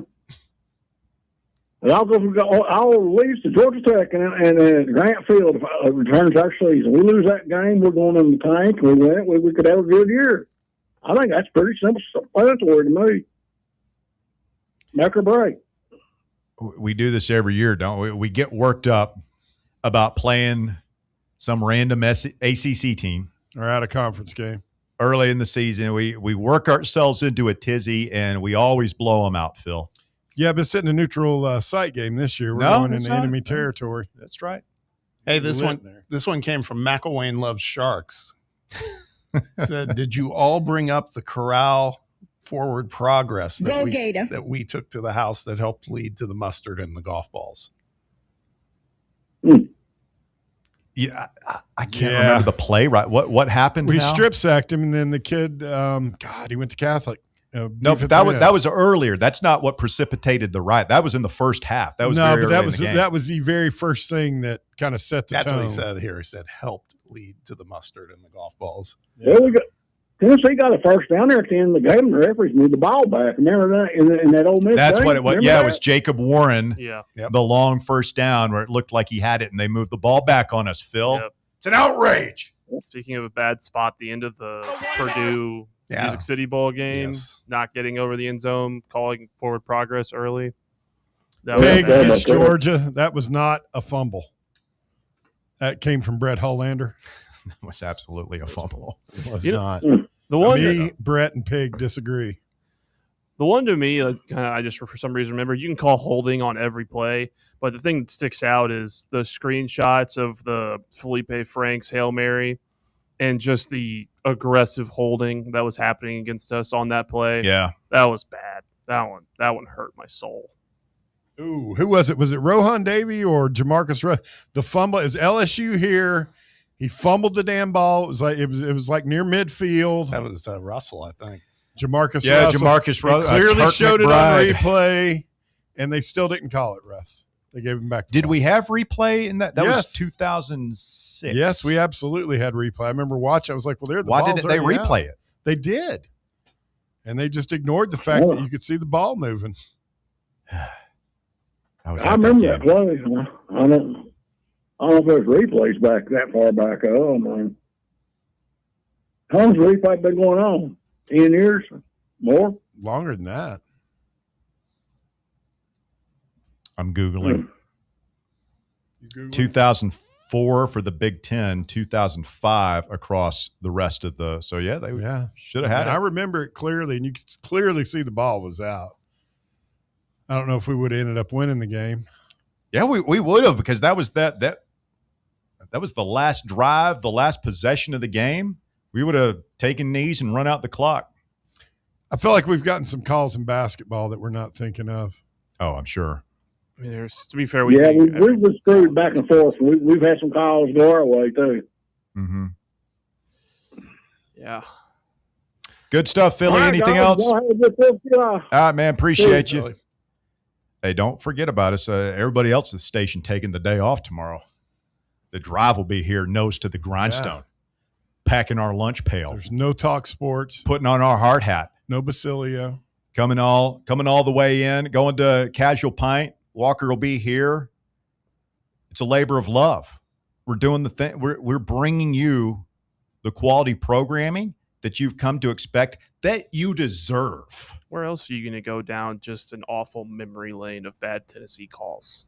That's what we do here. I wish we could remember more of the ones that went our way, because those are. There might not be that many. It is kind of fun. This was before my time, but Bear, you were the only one that would even recall this. There was a game at LSU in the mid to early 80s. Dan Fetterman, I believe, was one of our better players. And Tennessee scored a controversial basket at the very end of this game. And Don DeVoe, had us. The story was he just took the team off the floor. We got on the bus and left while the officials were talking it over, about to call, and the horn had sounded. And this is what Derek Dooley should have done down there in 2010 in Baton Rouge. He just got Don DeVoe told our players, get on the bus, and we left the building before they could change the call. Yeah. That's what you do, man. Yeah. No shower. We'll send a manager to come pick up our locker room, get our stuff. Players just get on the bus in uniform. Everybody's looking around. The whole team and go. Hit it. He's hanging off the door of the Punch bus. it. Let's go. Let's go. DeVoe's on the bumper of the bus, tapping it. Go. Everybody on. Let's hit it. 865-966-3435. Your phone number. Get on the show this afternoon, 966-3435. Quick timeout. More Fan Run coming up. The Drive. Big Orange Country's home for sports. This is Fan Run Radio. It's official. It's summer. And how does East Tennessee do summer? With your Knoxville Smokies, of course. Only 5 homestands remaining. So if you haven't been to a game yet, what are you waiting for? This week is a huge week. With all-you-can-eat Wednesday, Knox Vegas Thirsty Thursday, Friday fireworks, and then Saturday, we're celebrating our country's 250th birthday. America's favorite pastime and fireworks. Is there a better way to celebrate? And come meet Bluey on Sunday. Don't miss the fun. Get your tickets now at SmokiesBaseball.com. Is your yard starting to look more wild than welcoming? Yeah, don't let your landscape be that house on the block. At ECR Total Landscapes, we make sure your outdoor space is something you're proud of. From de-weeding flower beds to leaf blowing, trimming, mulching, and more, completely customizable to your property's specific needs. We'll handle it all. Why spend your weekends sweating it out in the yard when you can just sit back and enjoy it? That's the ECR difference. And right now, new customers can get 10% off your first month of our monthly maintenance package when you sign up for a full calendar year. That's right. Consistent, reliable service at a price that makes it easy to get started. No sweat, no hassle, just a better looking lawn week after week. Call ECR Total Landscapes today and mention promo code FANRUN to save 10% on your first month. Call 865-384-2012 or visit us online at ecrtotallandscapes.com. Located in Knoxville's historic Old City, Barley's offers great food, live music, the best draft beer selection in town, and now your new favorite place to watch sports. Their indoor projector is perfect for any weather, and they've revamped their upstairs area with more TVs to take in all of the action. Their menu features hand-battered chicken tenders, juicy burgers, fresh salads, and the tastiest pizza in Knoxville. You can enjoy their happy hour drink specials daily from open until 6 p.m. Barley's Tap Room and Pizzeria. Citizens National Bank. Life is more fun with a Good Life account, offering extra benefits, including bank travel. Experience the trip of a lifetime to Ireland. Explore rolling green hills, historic castles, and charming villages across the Emerald Isle. Get in on the fun. Call 865-429-7935 today. Citizens National Bank. Banking never felt so good. Member FDIC.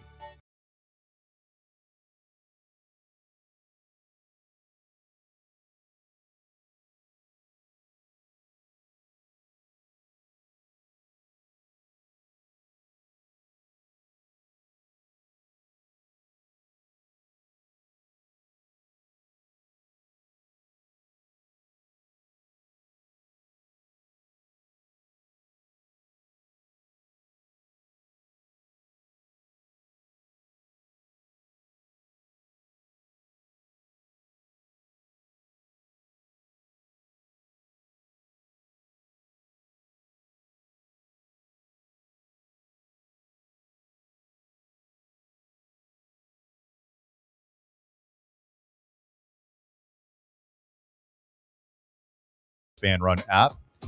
Shout out to the boys watching over on YouTube. Look down and be sure to click that thumbs up button. Give us a like and please subscribe if you haven't already. It is The Drive since 2010, getting set to celebrate 16 years, doing it every afternoon from 3 to 6 here in Big Orange Country. Let's get a call from Rusty. Good afternoon, Rusty. You're on The Drive, Fan Run Radio. Hey, Russ.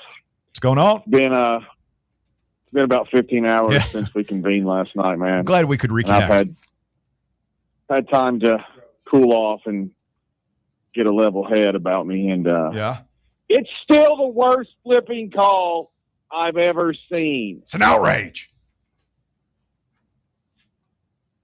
I demand satisfaction, personally. I'll tell you why it's such a bad call. Uh-huh. The VAR guys broke their protocols on the way they're supposed to review things.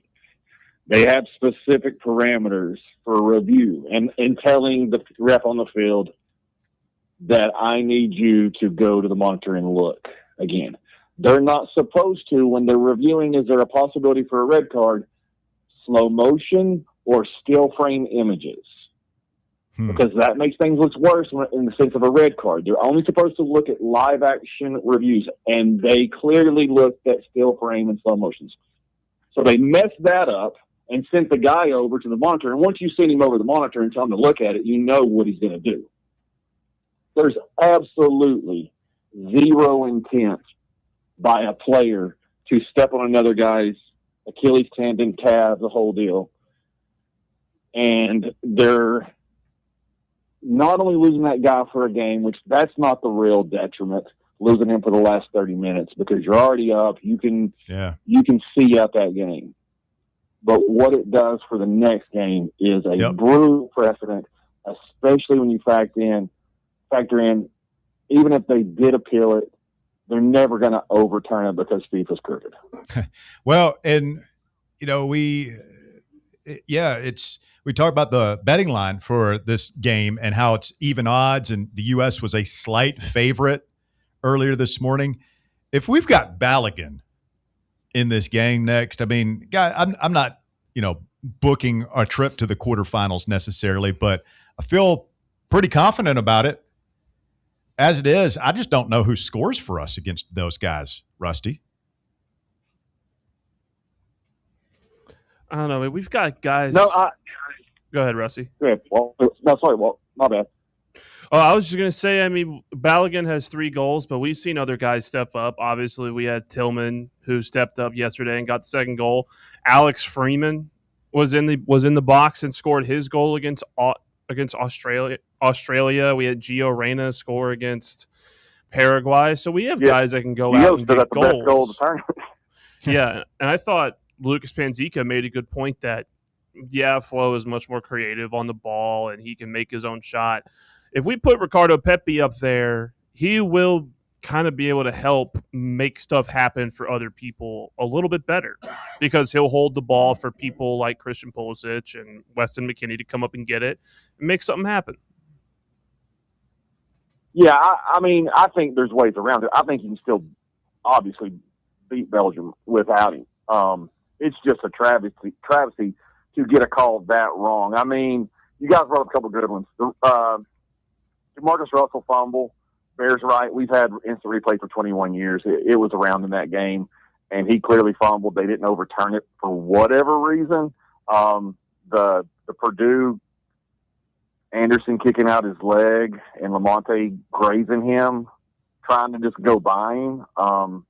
Stokes definitely didn't commit a charge, not even a little bit. Those are all good. But a player getting sent off and thrown out of a game when any of the slightest touch of common sense tells you there's zero intent for my foot to come down. I'm in the air, suspended in the air, and I'm not looking at the ground or at you. I have no idea where I'm coming down, and I have to come back down because gravity exists.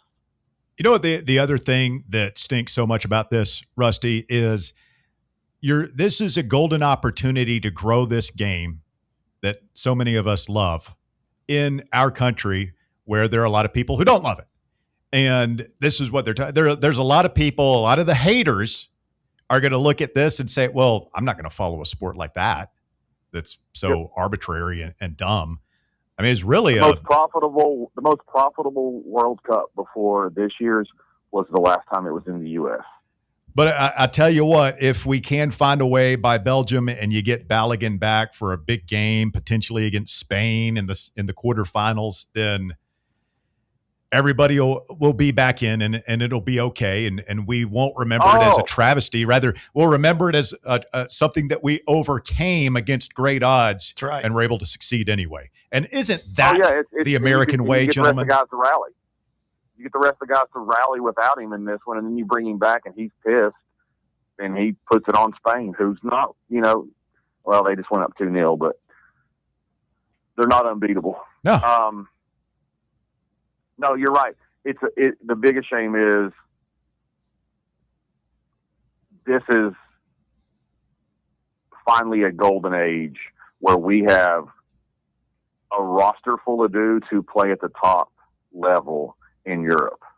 Like all of these guys, except Ream, are pretty much playing top tier in one of the major European leagues or another. Yeah, but now, our best one's maybe not going to play. It's just the beginning, Rusty. It's just the beginning. It's only going to get better. I think the residual effect here is going to be, we're going to have, we're sitting here talking about 30 years after the 94 World Cup when it was an exotic novelty. Nobody really knew what we were doing here. And now we've come so far. Like the Ocho. Yeah. And we're going to go even further the next 30 years. And hey, the Cup's going to be back here in 12 years. So we're going to have it back in the States. I'm going to be a 75-year-old man. Bob and Bear will be 100. And I'll be sitting there going, I remember when Balogun got sent off. A red card is the worst call I've ever seen. And now we've won the World Cup. And Walker will be about 37. And we will drink from the keg of glory, my friends. We'll be drinking from the keg of glory. And we'll have some of our fans complaining because Yes. Probably complaining because Peyton's got a relative that plays for Spain, and Peyton's got to cheer for them, so our fans are going to lose their minds about it. So we'll have that to talk about, too. Marshall Manning's son. He's a chip off the old block, I tell you. Yeah, but he chose to play wingback for Portugal because he's got a different relative. Yeah, so. there you go. All right, Rusty, good stuff, my man. Later, Appreciate fellas. it. Yes, Rusty drops off. That creates a line available for you at 865-966-3435, 966-3435, your number. You can call us there. Let's talk to Jamie next on the drive. Hello, Jamie. What's up, fellas? What's going on? So you guys are going to be there tomorrow? We will be at the Casual Pint North Shore in beautiful West Knoxville, drinking from the keg of glory, but not too much because, FCC regulations and whatnot. So we hope folks will come on down and kick off the big USA birthday weekend with us. Sounds good, man. Thank y'all for being in there, man. Y'all are such a big part of everybody's day, including myself. It's kind of weird days whenever we turn on the radio and nobody's there. It's listen to those idiots on the nationwide. Is the national broadcast is not the thing. So has anybody brought up and the winning kick against Bama, where our kicker kind of left a little bit too soon? They didn't call it in 2022. Yeah, it was a false start on McGrath. I've never even heard that. I'll be honest. Oh man, good. Pull it up. Watch it. He begins to lean forward long before the snap leaves the center. I'll tell you one, it's not Tennessee centric, but one of the worst blown calls ever, and it absolutely was a game of consequence, was when it was Georgia Ohio State. I'm pulling it up right now. I'm nervous. I know what happens, and I'm so nervous right now, Jamie, about that damn kick. He took a step. He leaned a little. It was loud. It was loud. There was a lot going on. Yeah, it was a late Saturday night. Let's see. We're not having to litigate it. We won that game, man. It's just that you know what? It had to be brought to my attention too, and I'm usually one. I pride myself on watching for these things. And okay, so what's the rule? Because you can't be moving forward in an offensive play. Player you cannot be moving forward. You cannot be. You can be in motion left to right. Jamie, he would have made it. Moving forward. That's bloodbath McGrath. You move that thing back 5 yards. You can move it back 20 yards. He's still knuckling that ball through the uprights. Hey, I'm with you. I'm just saying. I've never noticed that. Topic of the day. Huh. Have you ever noticed that, Bob? No, I hadn't. That's wild. That's actually pretty nuts. It kind of feels like the rule in soccer where a goalkeeper can't come off his line, but he always does, and no one calls it. So, if he takes a step early, is it that big of a deal? I feel like most people do it. It's just like what we were talking about earlier. I still stand by the Blake Burke check swing where Russ is saying it wasn't a strike. I'm not saying it necessarily was, but boy, that's a call that usually goes against Tennessee. That's a good one, Bob. You know what? A better way to put it is, I've seen that called a strike many times. Yeah, when a bat moves that far out. Yep, over the plate. But that's what an interesting topic y'all brought up. That's cool. I mean, I'm like you guys. I tend to remember the ones that burned us and the ones that didn't. I'm just kind of like, yeah, good. Moving on. Never happened. The one I was talking about was when I don't know if you guys remember it. Georgia, obviously, they absolutely targeted Marvin Harrison Jr. When Ohio State was going in to score.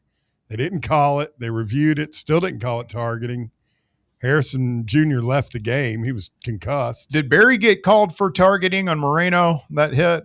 No. I don't think he did. No, and if you go back and look at that thing in slow motion, he forearms him, tackles him, and targets him all in one play.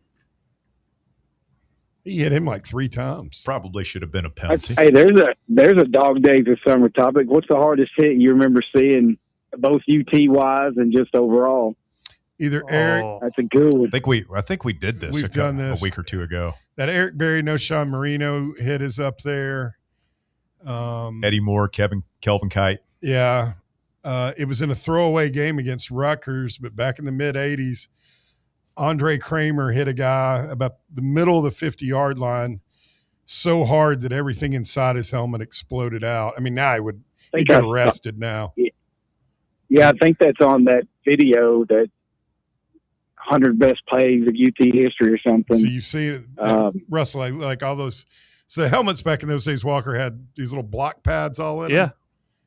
And he hit him so hard in the head, it just exploded everywhere. Yeah. Mine's not a UT one, but I'll always remember Vontaze Burfict killing Antonio Brown.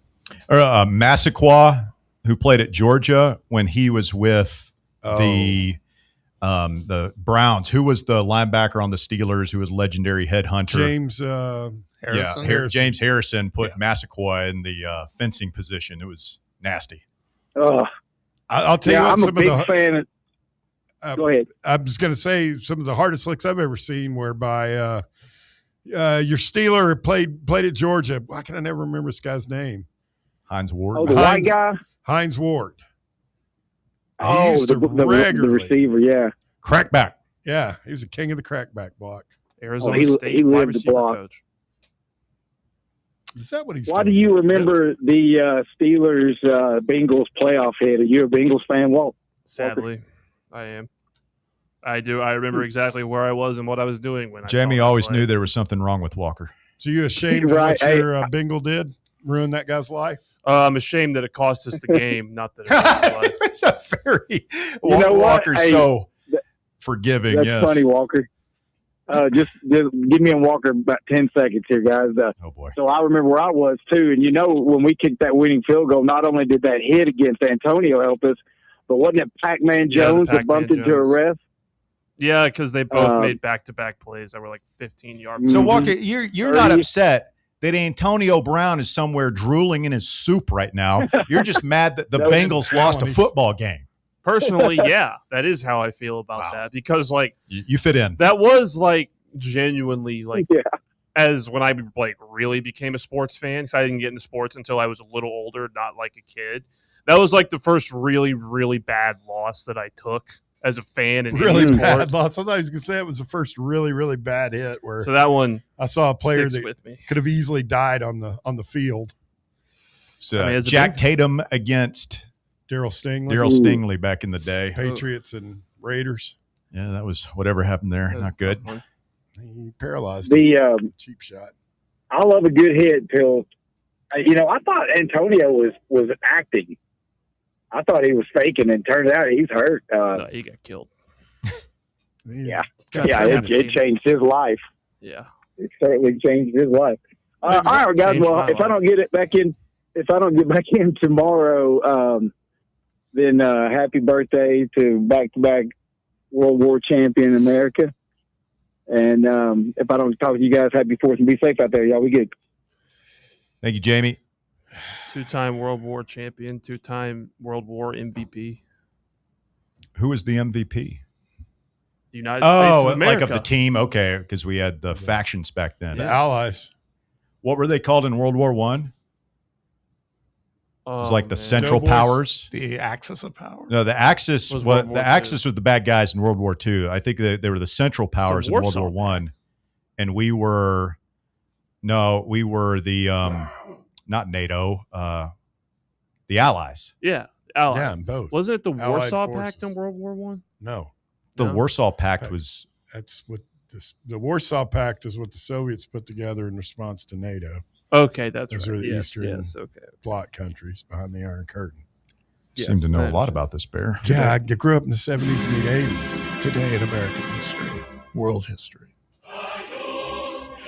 I learned a lot about Bosnia. Who was your most valuable ally back in the day? Most valuable ally. Ours, probably the British. They've always stood with us. 6th man ally of the year. Albania, something like that. You have a most improved ally of the year. Were you wistful watching that game last night? He's like, Herzegovina used to be ours, and it will be again. No.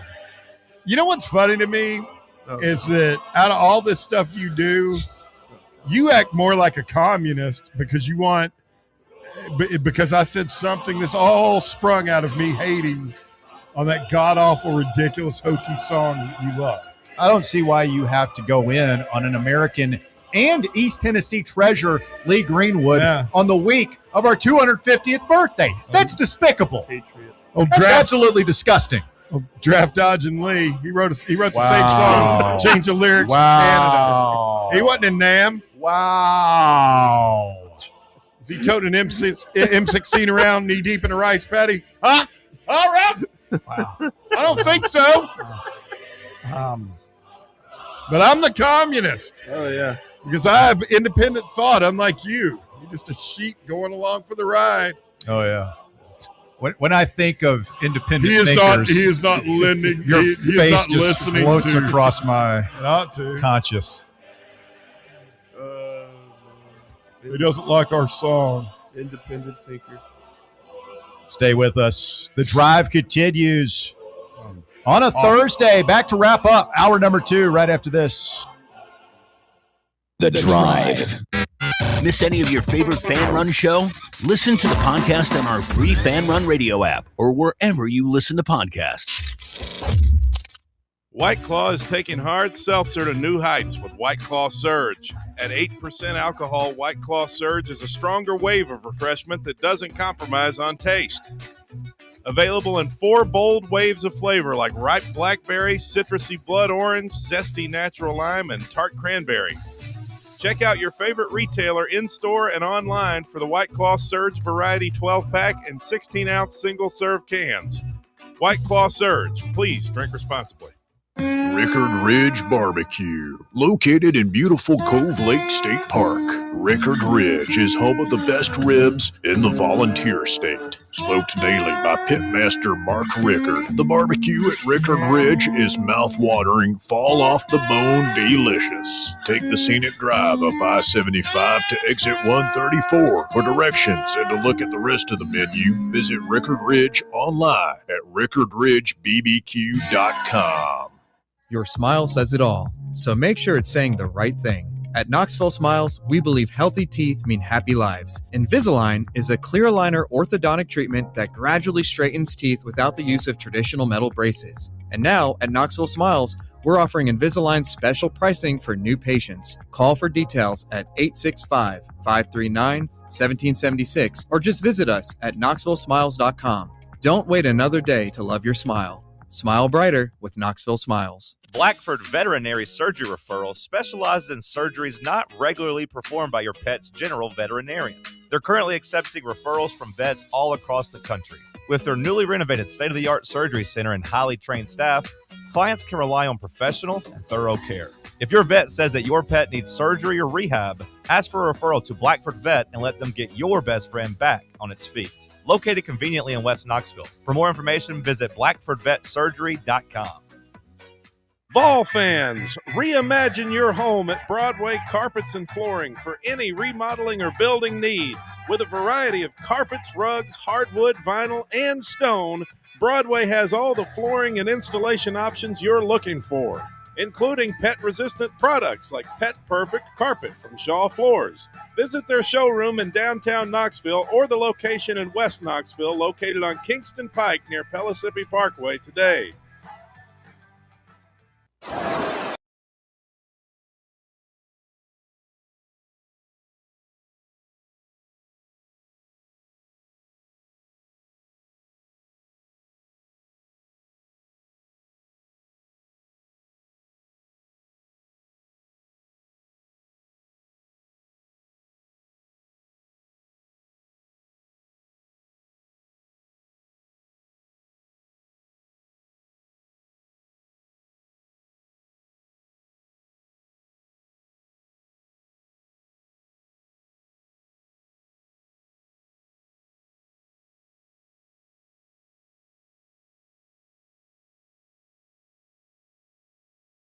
We talk about the worst calls in sports history. I like the side where the ones we got away with. I had never noticed that McGrath led a little bit early on that play. No, I hadn't either. I've seen it hundreds of times, never noticed. I hadn't even heard Alabama fans complain about that before. I watched it again, and like none of the players, Saban, it was very subtle. You'd have to really be paying attention to it. I mean, can you imagine how mad we would have been? You think we were mad when they threw the flag on who's our Russian guy this year on the offensive line? Umarov? I mean, we would have been apoplectic. Yeah. Like if they backed it back, especially after he made it. Oh, if they said no, they wave it off. Like we had stormed the field. They have to spend 10 minutes clearing the field, and then they move it back, and he misses, and we lose in overtime. I don't know if I could. I might have just quit. I might have just quit and joined a monastery. Nature and said, walks. Yeah, you know exactly. I'm sorry, I can't do this anymore. I'm about to say, I feel like we would think about it if Alabama fans weren't really complaining about it. So I feel like we're good. I don't remember seeing much discourse or any discourse about it. So if they're not complaining, we have nothing to apologize for. There was a lot other stuff I love went on in that game. The Blake Burke check swing. We heard a lot about that from Florida State fans. This is the good stuff. Yeah, when another fan base is upset about it, that's when you know you got over. You got one. Let's go and talk to some random guy who was down in the DFW, seeing the Holy Trinity this week, living in the limelight, the universal dream. Rando, good afternoon. How are you, sir? We are all just another's audience outside the Gilded Cage. Yes, sir. Actually, just got back to Louisiana. So yeah. Man, that Rush concert was freaking outstanding. It was outstanding. I've heard they've had to cancel some shows now. Getty's got laryngitis.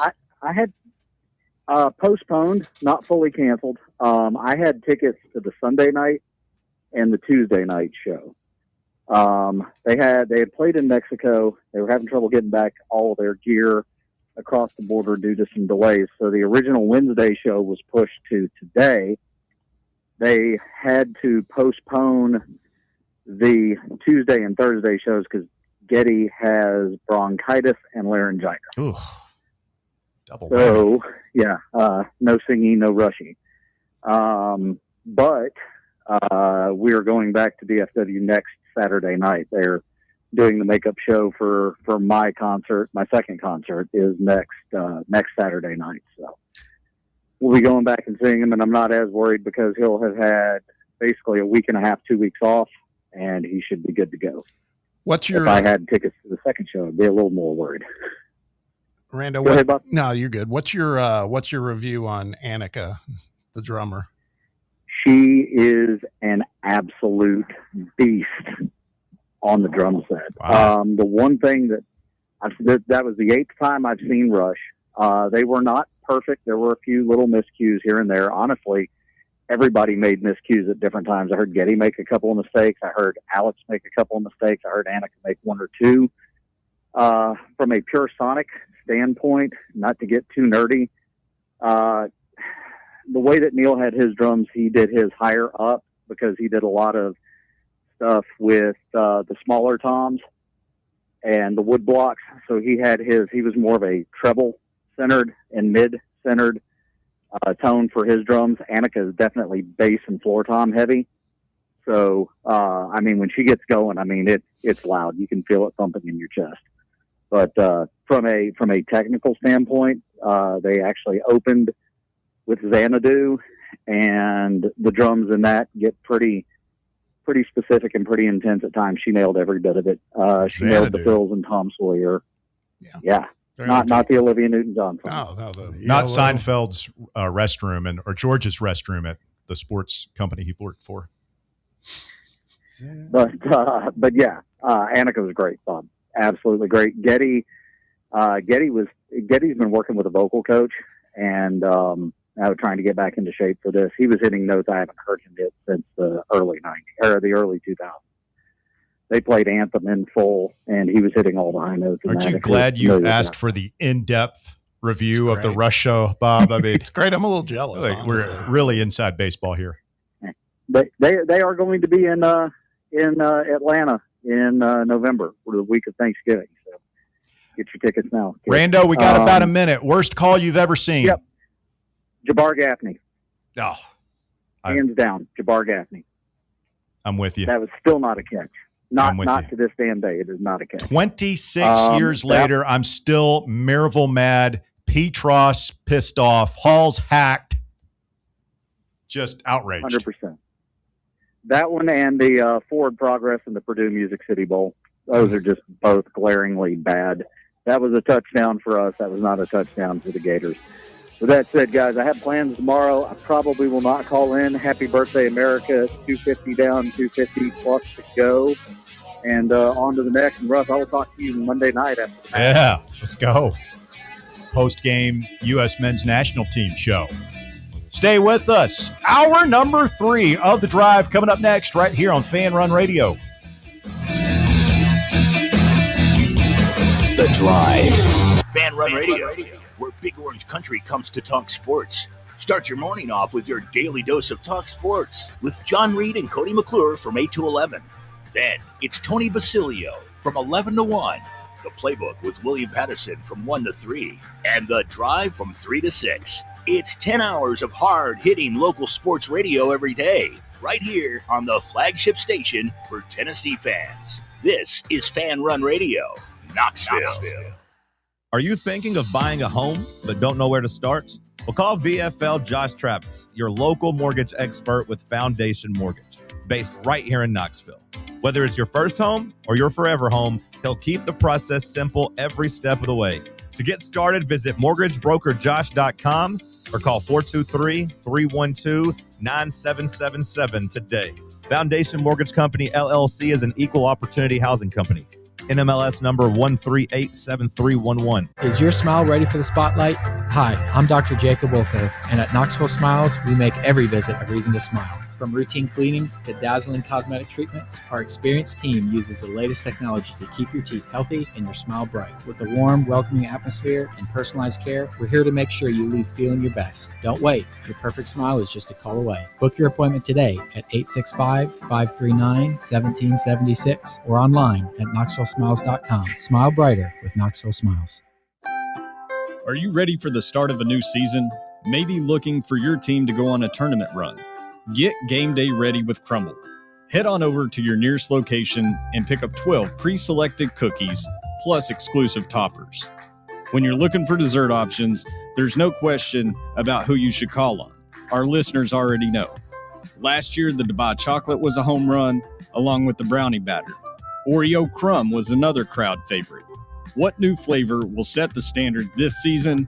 If you're in the Knoxville area, there are 3 locations ready to serve you: Clinton Highway, Parkside Drive, and Maryville. Download the Crumble app to build your best lineup and vote on the best combos. You can even put your bid in to request a new flavor. Order in the app and slide on over to your nearest location. Tell them Fan Run sent you, and as always, it's for the fans, by the fans. Don't miss the cookies. A brand built in Tennessee and born from the love of the game. Inward Half revolutionizes golfing comfort. Crafted by a former pro and dedicated enthusiast just like you, our luxury performance wear guarantees you stay cool and comfortable through every swing and every day. We're not just a brand. We've set out to create a lifestyle for those who understand that impeccable style and premium performance are a hole-in-one. Enjoy the walk-in with Inward Half. You're listening to FM 105.7 and AM 1340, WKGN Knoxville, and W289CU Knoxville. Fan Run Radio. We really need to get some branded stuff. Shirts, hats, promo items, something professional. I mean, we could just find a website and order a bunch of it ourselves. You could, but you're taking a big risk. You don't know the quality, the fit, the timeline. It's a roll of the dice. Yeah, I guess. But isn't that how everyone does it now? Not the ones who actually care about how their brand looks. Look, if we're putting our name on it, it needs to be done right. We need SM Athletics. SM Athletics? Yeah, they specialize in working with businesses like ours. Apparel, hats, promo gear, but real, customized stuff. They actually care if it turns out right. Probably a lot better than getting stuck with 100 t-shirts with crooked logos. Exactly. Plus, they'll walk you through everything. Sizing, colors, material, so it matches the image we're trying to build. Makes sense. What's the name again? SM Athletics. Trust me, if you want to look like a real company, not a flea market stand, this is the move.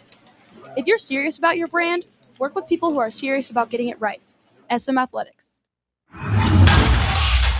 It's time for The Drive's Top 5 at 5.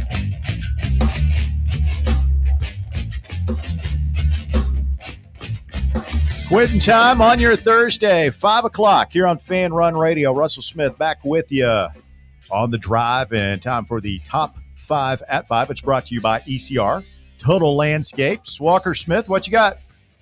Thanks, Russ. At number 1, 5-star running back David Gabriel George is expected to be the highest paid running back recruit in history, according to Pete Nakos.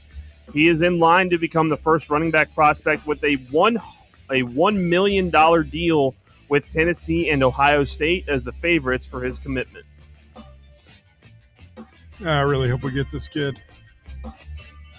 I do too. Is there any concern that we're paying a premium for, day one starter at running back? No, for a position that has been, so obviously devalued across all levels of football? I think it's more, it hasn't been devalued as much as it has at the NFL level. I think has the potential to be that.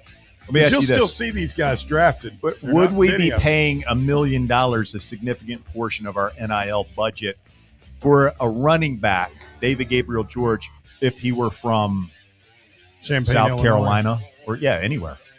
I mean, if we were in this deep with a 5-star, looks to be future potential first-round running back. Yeah, I mean, we went hard after Hyder. I doubt we offered him 7 figures.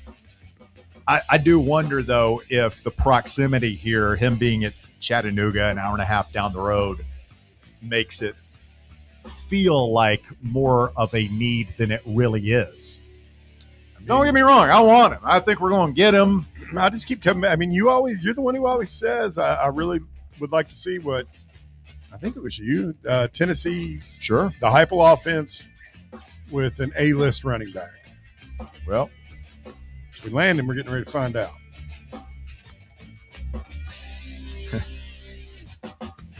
These guys, these 5-stars, we're due to have a drama-free experience with one of them soon, right? Yeah, hopefully. Maybe DGG is the guy. Hopefully. Did they just not do their homework? I heard, I can't remember. I think it was on Tony's show. And Tony basically saying they didn't do enough homework on Chaz Coleman. It doesn't sound like that kid's going to play football, period. No, isn't the whole thing that he's keeping his scholarship at Tennessee and just not going to be on the football What's team? he going to do with his life? Go to school. Go to school, get a degree, and be a schlub like the rest of us. Go home, do online school. Not get his eggs scrambled. Go play football somewhere else or figure it out. I don't know. Get a job, find a nice girl, settle down, have some kids, and enjoy just being alive. I don't know. Right? I mean, you've seen the pictures of that guy. I know you should never judge a book by its cover, but come on. That's a guy that's thinking about getting, as you put it, a wife and kids and settling down. But I can tell you what. Pretty selfless guy, I think. I think it's pretty obvious that guy doesn't really want to play football. Not here. He just wanted to go home. He wants to be a baller when it comes to hip-hop. That's true. There is that. Oh, is that what it is? Yeah. Oh, yeah. Aspiring hip-hopper? A rapper or whatever you want to call it. We'll keep an eye on his burgeoning musical career. Hip-hopper career. He's one of these hip-hoppers, isn't he? Yeah. Back in my day, we had the Wu-Tang Clan. He's no DJ Jazzy Jeff in the Fresh Prince. I'll tell you that much right now. He's no Easy. Oh, my God. Please walk. At number 2, the U.S. men's national team is moving on to the round of 16 after beating Bosnia and Herzegovina last night 2-0, but will be without their top goal scorer for the matchup against Belgium. Striker Florian Balogun was given a red card in the game last night after video review, despite the contact being innocuous and unintentional. There is no appeal process for red cards in the FIFA World Cup. Innocuous, your word, or are you reading from a report there, Walker? I'm reading from my report that I wrote down. It's innocuous, your word that you put in there? Yeah. I just want to, I told you about not editorializing. I don't know if it's innocuous so much as just unintentional. I think Lucas said it best. As soon as I'm sure it hurt. Oh, it hurt. Like it hurt, but it wasn't like intentional. Incidental. I don't think it hurt bad enough for him to act the way he was acting. Oh, it did. That hurts a lot. I mean, if you get, did you see Tillman's foot after the game? I did not. He went to the media session without his shoes or boots, as they call them, across the pond. And like his sock was all bloody. He had like Kurt Schilling, where somebody had stepped on his foot with a cleat. Mm-hmm. Said he was in pain, and he just blocked it out for that free kick. Yeah, I mean those soccer cleats are so sharp compared to a lot of cleats we have here in the United States. Where like the reason it's a red card if you hit someone with your studs is because it does hurt that bad and can do that much damage, which is part of the reason why they reviewed it. Dominican Sue wouldn't last long in World Cup soccer, would he? Well, he liked to stomp people. Yeah, he'd have trouble. That's a mental image. He'd have trouble. Dominican Sue. My cleats stuck in this guy's skull. At number 3, the NBA will test a one free throw rule and a connected basketball with an embedded sensor at this month's summer leagues in North California, Salt Lake City, and Las Vegas. The one free throw rule will award one free throw for any foul that would typically result in 1, 2, or 3 free throws under standard NBA rules. That free throw attempts will be worth the same amount of points as the shot that was taken. What? So a free throw for 2 points? Yeah, they're testing the rule. One free throw. Why are we reinventing the wheel here? I don't know. People always want to fiddle with something, Russ. I mean, why does he have to stand on the free throw line? Why can't he shoot from the corner? We're going to make a mockery of the rules here. What if they gave you the choice? Hey, you can do your regular free throw for one. You can move back to half court. Actually, kind of like that. That'd be cool. Need a choice? How many do you get for a half quarter? 2. Oh, come on. From half court? It's got to be 4 points. No. At least. For a free throw? From half from court. The half court? At most 3. And you can only do it once per game. There's some of those guys that can just sit out there and bury shots like that. That's dude. true. If you put Steph at half court for a free throw, he's probably making what that. What do you think Steph's percentage is? With his eyes closed, though, man. I mean, you've seen him. Like, he'll regularly drain like full court heaves. Yeah, okay, that's Steph. But can you imagine like Shaq? They're down by 3 or they're down by 4. He's got to take the half court shot. Hit the backboard so hard it breaks. You know, he brains somebody in the 4th row. Jack Nicholson dies. That Mitchell Robinson guy would be for the Knicks. That'd be tough. That's the modern day He's Shaq Celtic at now. the free throw line. I know. Yeah, it's true. Hack Shaq is alive and well. At number 4, a judge has ruled that prosecutors are allowed to review the medical records related to Tiger Woods' March vehicle crash and subsequent arrest in Florida on suspicion of driving under the influence. The judge signed off on a similar agreement in May that grants prosecutors access to all prescription medication records for the legendary golfer at a Palm Beach pharmacy from the start of the year through the end of March. Woods did plead not guilty to driving under the influence initially. Does the voyeur in you want to know what Tiger's been up to the past couple of years? Not really. I do. But I think it's ridiculous just because he's rich and powerful that nobody else is getting away with, oh, no, you can't see what I was taking. It's just wild between him and Phil Mickelson. Like, you know, they were kind of the how common they were such nemesis of each other in the past, and now they're just not all that different, really. I mean, you expect this kind of behavior from football players and basketball players and stuff like that. Golfers are supposed to be the country club set. Yeah, I don't really put Tiger on Phil's level. Phil sounds like he's kind of predatory. Yeah, he's bad. He's a bad guy. Yeah. I don't think Tiger Woods was on the prowl back in the day. Tiger Woods not a good. Back in his prime. I think Tiger didn't have to. Tiger's a great guy. He's a womanizer, but Tiger never lacked for willing partners in that regard. Phil has. He's still pushing. Bob, you've got a daughter. I've got a daughter. Mm-hmm. What do you think? You bring her home. She brings home Tiger. She brings home Phil. It's like, get out of my house. To my daughter. No. Whoa. Wow. Bob's going tough love on one his of the daughter. most successful men in their fields, wealthy beyond all imagination.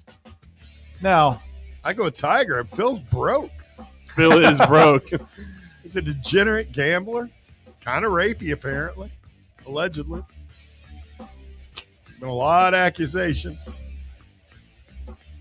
Yeah, but Phil would be such a more fun son-in-law. You could go hang out with them. Oh, hang you don't want to hang with Tiger. The hang with Phil sounds like it'd be elite. Just like cringy moments left and right.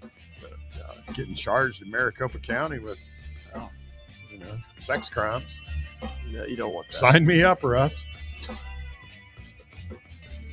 And at number 5, a 10-year-old boy is facing charges after stabbing a Dollar Tree employee while attempting to rob the store.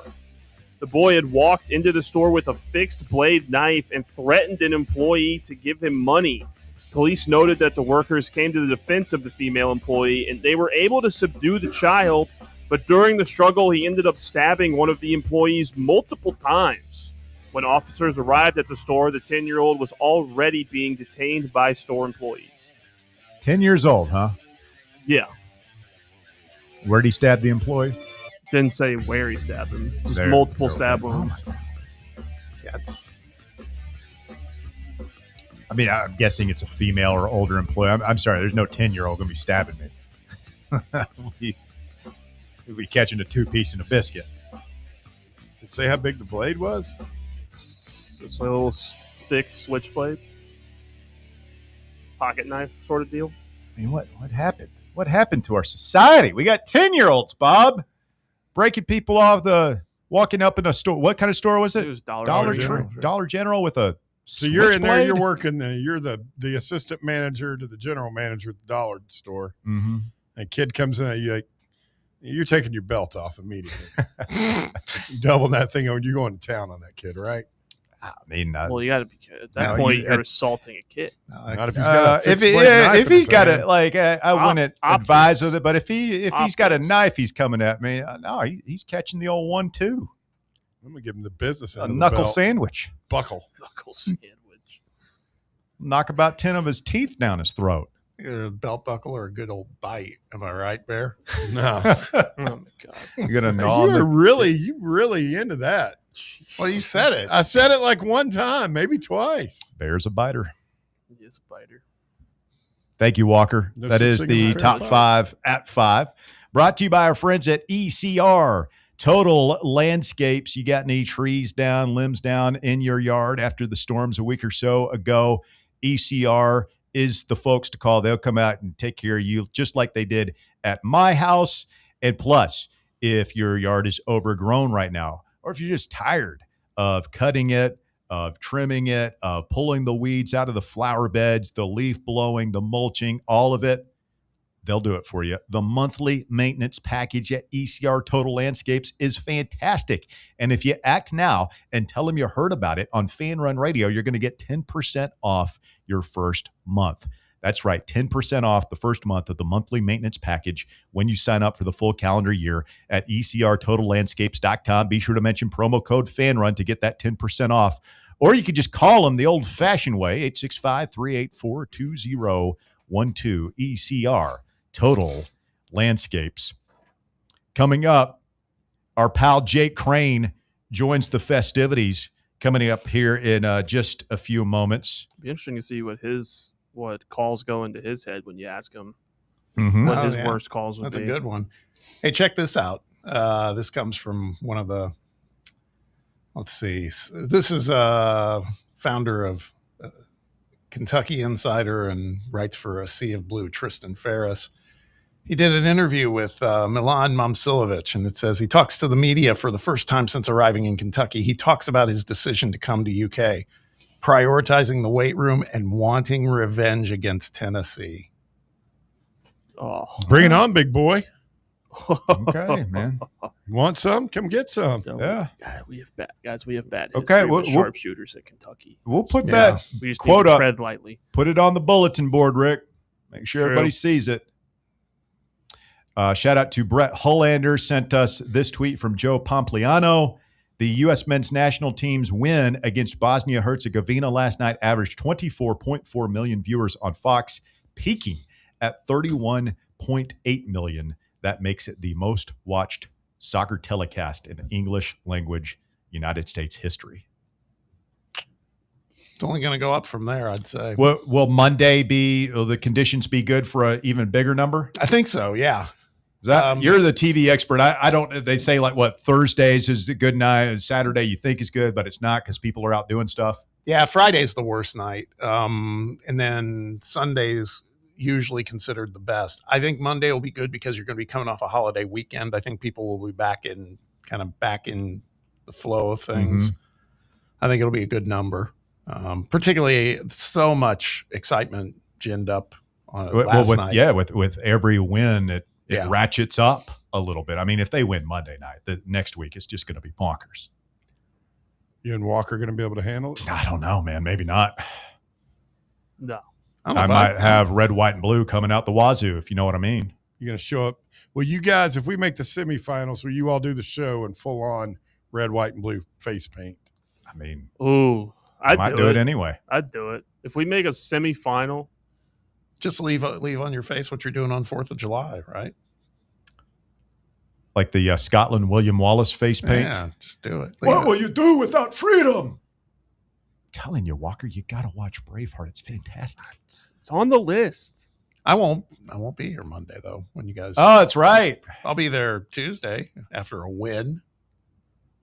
Oh, you're off on Monday? Yes. Baghdad Bob won't be here with his brothers, duking it out in the American trenches. All right.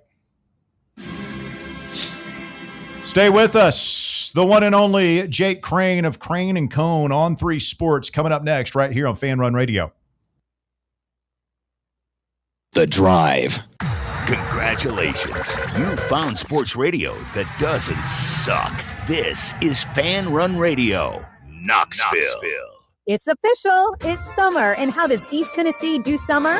With your Knoxville Smokies, of course. Only 5 homestands remaining. So if you haven't been to a game yet, what are you waiting for? This week is a huge week with all-you-can-eat Wednesday, Knox Vegas Thirsty Thursday, Friday fireworks, and then Saturday, we're celebrating our country's 250th birthday. America's favorite pastime and fireworks. Is there a better way to celebrate? And come meet Bluey on Sunday. Don't miss the fun. Get your tickets now at smokiesbaseball.com. Barley's has live music on weekends, general team trivia on Wednesday nights at 8 p.m., and now live sports trivia, courtesy of the Knoxville Trivia Guys, every Thursday night upstairs. The game starts at 7 p.m. and is free to play for everyone, so head on down to the Old City and show off your sports knowledge and win gift cards to Barley's. Use those gift cards to buy some delicious food and drinks, and you can take it all in with their wide selection of TVs and indoor projectors. Barley's Tap Room and Pizzeria. Is your yard starting to look more wild than welcoming? Yeah, don't let your landscape be that house on the block. At ECR Total Landscapes, we make sure your outdoor space is something you're proud of. From de-weeding flower beds to leaf blowing, trimming, mulching, and more, completely customizable to your property's specific needs. We'll handle it all. Why spend your weekends sweating it out in the yard when you can just sit back and enjoy it? That's the ECR difference. And right now, new customers can get 10% off your first month of our monthly maintenance package when you sign up for a full calendar year. That's right. Consistent, reliable service at a price that makes it easy to get started. No sweat, no hassle, just a better looking lawn week after week. Call ECR Total Landscapes today and mention promo code FANRUN to save 10% on your first month. Call 865-384-2012 or visit us online at ecrtotallandscapes.com. Citizens National Bank.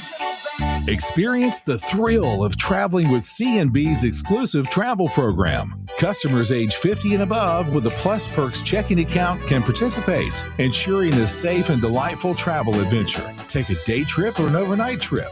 Travel domestic or international, C&B is always on the go. Citizens National Bank. Banking never felt so good. Member FDIC. Hey, Vols fans, Cody Brown here. I grew up right here in Tennessee and know what it means when someone says, I've got your back. That's why you can trust Farm Bureau Insurance of Tennessee. Whether it's your home, your vehicle, your family's future, or the business you built from the ground up, we will show up for all of your insurance needs. We are Tennesseans who understand.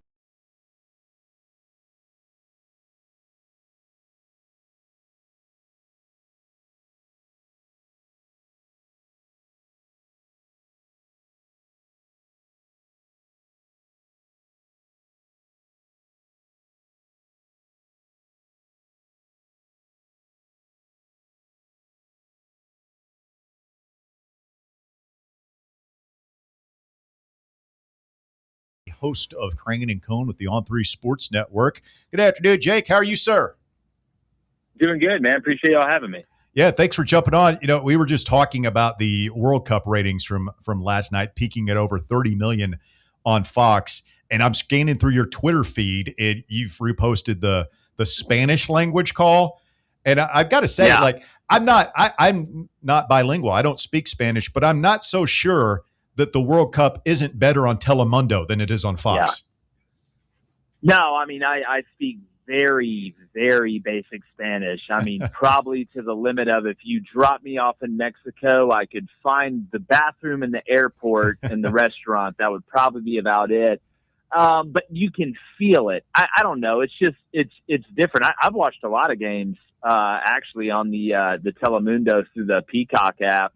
And it's just more entertaining. I can understand what they're saying, but I can feel it.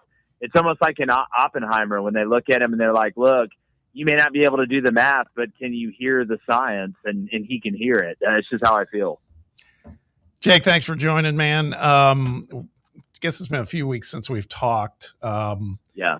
College football, obviously we're growing. It grows nearer and nearer. We still got some time, but we're in kind of ranking season and all of that. But we saw your guys, your ranking of SEC coaches.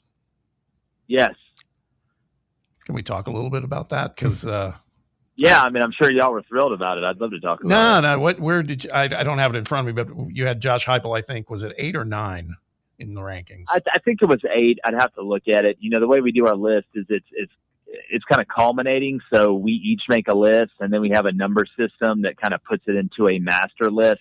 I think I had Josh at 6, but the 2 other guys had him further. So in aggregate, it went to 8. Okay. That's fair. I mean, it's a tough conference. We're well, here's that. Can I give you why? Absolutely. Please do. Yeah, you know, some of them are obvious with, you know, what Kirby has done and some of the other guys in front of him. And I would even say, I know the years aren't exactly even, but I think Clark Lee's done a better job at Vanderbilt than Josh Heupel's done at Tennessee. I actually think a decent amount of Tennessee fans might agree with that if they're rational. If not, probably not. Yes. Here's why to me. And I've got to, you know, being where I had him at 6, being the sixth best coach in the SEC, I don't think is an insult. No. I think it's a compliment. But here's my thing with Josh, and I've got a ton of respect for him. There's a couple problems that I have. One is that they really haven't evolved offensively since they got hot, right, with Hendon, and, you know, the wide choice was still kind of a new thing. And I saw this with Gus Malzahn firsthand with the hurry up, no huddle. You know, he wrote the book on the hurry up, no huddle, and not only did he not evolve, Auburn started to go slower. So when I'm looking at Heupel, maybe it's a little bit of whiplash or something like that, but I haven't really seen them evolve offensively to where they have some more answers for what people are doing against them. And I do give him credit a couple of years ago, realizing, hey, we're a run the ball and defensive team. Maybe we don't need to go that fast. I'll never down a coach for being malleable and understanding what his personnel does best. But probably my biggest problem with what Heupel has done lately is if you're an offensive guy and you've had the quarterbacks that he's had, and you look at what happened with Hendon Hooker and you know, the success they had there, how can you not keep a quarterback like Nico? Why would that player, even if the money was close? not say, I want to play in this system. And I'm not blaming him for Nico leaving, full stop. But I would think with the cachet that he has, you could keep a guy like Nico. The second thing is, how do you not have an answer at quarterback right now? And I understand that McIntyre and Faison haven't played a game yet, but there's a lot of questions, and I think you guys would agree, around the quarterback position, and it feels like Tennessee is starting to go backwards. So it kind of feels a little bit Malzahnish to me without the national title appearance. Do you think some of that, Jake, is the fact that Heupel, for lack of a better word, kind of boring? Like he doesn't give the juicy press conference quote. He's never in the middle of stuff like Lane and Sark and Kirby and stuff. Because like you would look at the numbers, Aguilar last year leads the SEC in passing yardage after being on campus for like 2 months before the season. So he's always had productive offenses, but I wonder if he gets dinged a little bit for personality shortcomings. I don't even look at personality on this. I've seen it go both ways. I've seen coaches that are unbelievably outspoken have a ton of success. You look at like Steve Spurrier, and honestly, Cignetti's pretty outspoken. Like Cignetti's not a ho-hum type of guy, but I'll go back to the Clark Lee comparison. I mean, I don't think Clark Lee's ever said anything that made a headline other than, I love the environment or whatever. I don't know, but I don't look at personality, because I've seen guys with a ton of personality win and lose. I've seen guys with no personality, at least in front of the cameras and on the microphone, win and lose. I don't really put that together. But the thing I would say is, what ring has Tennessee won since Josh Heupel's been there? How many rings?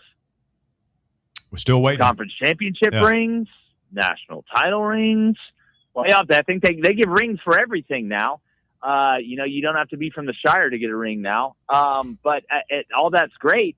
But when I have so much respect for Tennessee football, and again, Josh has done some great things. He's not a bad coach. This isn't is Josh Heupel a good coach or bad coach debate. I just don't think he's the best coach. I think he's a good coach. And again, I'll get some pushback on that. That's great. I think dissent moves us forward. But again, what title shirt have Tennessee fans been able to buy other than, hey, we finally beat Alabama again? Yeah, and I mean, there's a lot of chatter about, and I mean, we're part of it, that they went out, they got Jim Knowles, who was contributor to a national title. Derek Owings, the strength coach, contributor to a national title. So it sounds like Josh is making some adjustments, which has been something we have been waiting on as a fan base for a while. So I guess the proof will kind of bear itself out in this coming season. However, it's a pretty tough schedule coming up for Tennessee too this season in the SEC. Yeah, especially with a new quarterback. I love y'all's offensive line. Yeah. I love the running back room. I think there's some really good pieces. I got a ton of respect for Coach Knowles. It may take a little bit of time to implement his system. We saw what happened last year, right, at Penn State. I think it's going to take some time to implement a system, but it's not like Tennessee has bad players. But at the most important position, you're going to need to get lucky at quarterback. That's just the truth this year. Now, I'm not talking 2 years down the road, 3 years down the road, but I just wonder, after last year, and again, it wasn't like it was a disastrous year, but it wasn't a great year coming off a playoff appearance where and Nico had a lot to do with it. Now, I think a little bit of that goes on Josh, but not all of it. Most of it goes on Nico and probably Nico's father. But at the end of the day, I have too much respect for Tennessee football to sit here and say that Josh Heupel has done the Lord's work there, when I think if you don't get a ring, it's a disappointment at that place. And the minute that stops being the standard in this league, in this era, in this jungle, you are cooked. That being said, as we visit with Jake Crane and Cone on 3 Sports this afternoon, does the same standard apply then to Lane Kiffin as he makes the move to LSU, a guy who hasn't won a ring, when he doesn't have Nick Saban or Pete Carroll standing next to him? Yeah, and look, I think you still got to give Lane a lot of credit for putting that team together last year at Ole Miss. I think it was more on the calendar than it was Lane, and 90% of head coaches in this game is going to tell you that. They all hate the calendar because it's a joke and the way it works out. But when you spend $40 million on a roster, and look, I look at LSU football in the same vein. These are two huge brands, and LSU's at an advantage over Tennessee, maybe not by a ton, because Tennessee still runs the state. Vandy doesn't run the state. Vandy runs the campus of Vandy and, a couple 7-bedroom houses outside of it. Tennessee really runs the state. I actually think, when you look at a place like LSU, when you spend that type of money on a roster, the expectation should be even higher. So 100%. Look, I'm an equal opportunity analyst. I'm not going to sit here and be a hypocrite and say, well, this is true in one case and it's not in the other, without a doubt. Widening the lens a little bit, Ross Dellinger reports that the SEC and Big Ten are back at it again, canoodling with their members and talking with congressional staff about their recommendations for the Protect College Sports Act. One of the quotes here from Dellinger says, many are intended to strengthen the antitrust protection, which I think we're all kind of keeping an eye on, to prevent more lawsuits and provide long-term stability. And I know you had a comment on this. I've got a hard time believing this is still going to get towards any sort of resolution anytime soon. Well, you lost me at congressional. Yeah. That's where you lost me. They can't agree on anything. It's a disaster up there. But hey, look, they know what the stock market's going to do, so it don't matter to them. Long-term stability in college athletics is an oxymoron. It's like jumbo shrimp. It's like tall dwarf, or however you want to slice it. And again, look, the Big Ten and the SEC run college athletics for the most part. So these are the two biggest players. Sure. And if it was just them talking about it and they had the cachet to be able to just make this happen, that's a different story, because I do think there's some good ideas in there. I think there's some ideas that the Big 12 and the ACC, because, one, they're going to have to, but number two, I think they would jump on board with. But we are trying to send this over. And look, I understand how this works. Is you can hear the apocalypse happening outside on my back porch here in Nashville. I like I said, there's some good things in there, but I just don't see a world in which without collective bargaining, any of this is going to work. And I'm not a huge fan of collective bargaining, but I am pragmatic. And I do understand that I don't want to let perfect get in the way of better. So therefore, the only way you're going to get antitrust, I don't care what legislator you talk to, it don't matter. Until you give them a seat at the table, this is not going to work. You give them a seat at the table, and then it opens up the door for everything. So we just can't let perfect get in the way of better so we can have some stability. I'm not even talking about short-term stability, or I'm definitely not talking about long-term stability. We just need some stability. Jake, I see where you guys are doing a show on the greatest rivalries in college football. I think we know the big ones, right? Bama, Auburn, Texas, OU, Michigan, Ohio State. My question is, in this new era of college athletics, are there any new burgeoning rivalries that you think have the potential to turn into real quality blood feuds? Oh, I think we got one that's in the making right now, and I know A&M hasn't won one yet, but it seems like this Texas A&M rivalry is really starting to mean a lot at the end of the year. You look at the past couple of years, it's been, the difference in who makes the SEC championship, who makes the playoff, this, that, or the other. I mean, Texas A&M lost last year to Texas and still made the playoff, and Texas didn't. So I look at interstate. This is my argument against my good friend and co-host David Cohn, who played quarterback at Michigan. And he says Michigan and Ohio State is the best rivalry. The first thing you've got to tackle there is, what is your criteria to be able to rank the best rivalries? To me, hatred is obviously one. Consequence on a national perspective, how much, does the game mean? How much, from a championship standpoint, does it matter? And then the third variable, I think you could insert multiple things there. What I chose to do is time. And my time range is 20 years. I'm not going off what's happened the past 5 years, because Auburn hadn't beaten Alabama in a while. I grew up, Alabama couldn't beat Auburn. Then you go through the stretch where Alabama and Auburn, that game determined if you were going to make the SEC championship or the national title, what was this, that, and the other. So mine is hatred. Mine is time, which I put at 2 decades, at 20 years as well. And then obviously consequence of the game. I look at Texas and Texas A&M. They took 14 years off playing each other. They start playing each other again when Texas joins the SEC, and now it is an absolutely massive game in all three of those aspects outside of time. That's why I didn't rank it there, because it hasn't had enough time. So the people that say, oh, well, you've lost 4 straight or 5 straight here, I think that's too narrow of a scope to look at it. And then to me, my biggest argument against, for the Iron Bowl being bigger than the game is it's one thing, like, let me just can I set a scenario up for you guys? Sure. Just so it'll make more sense.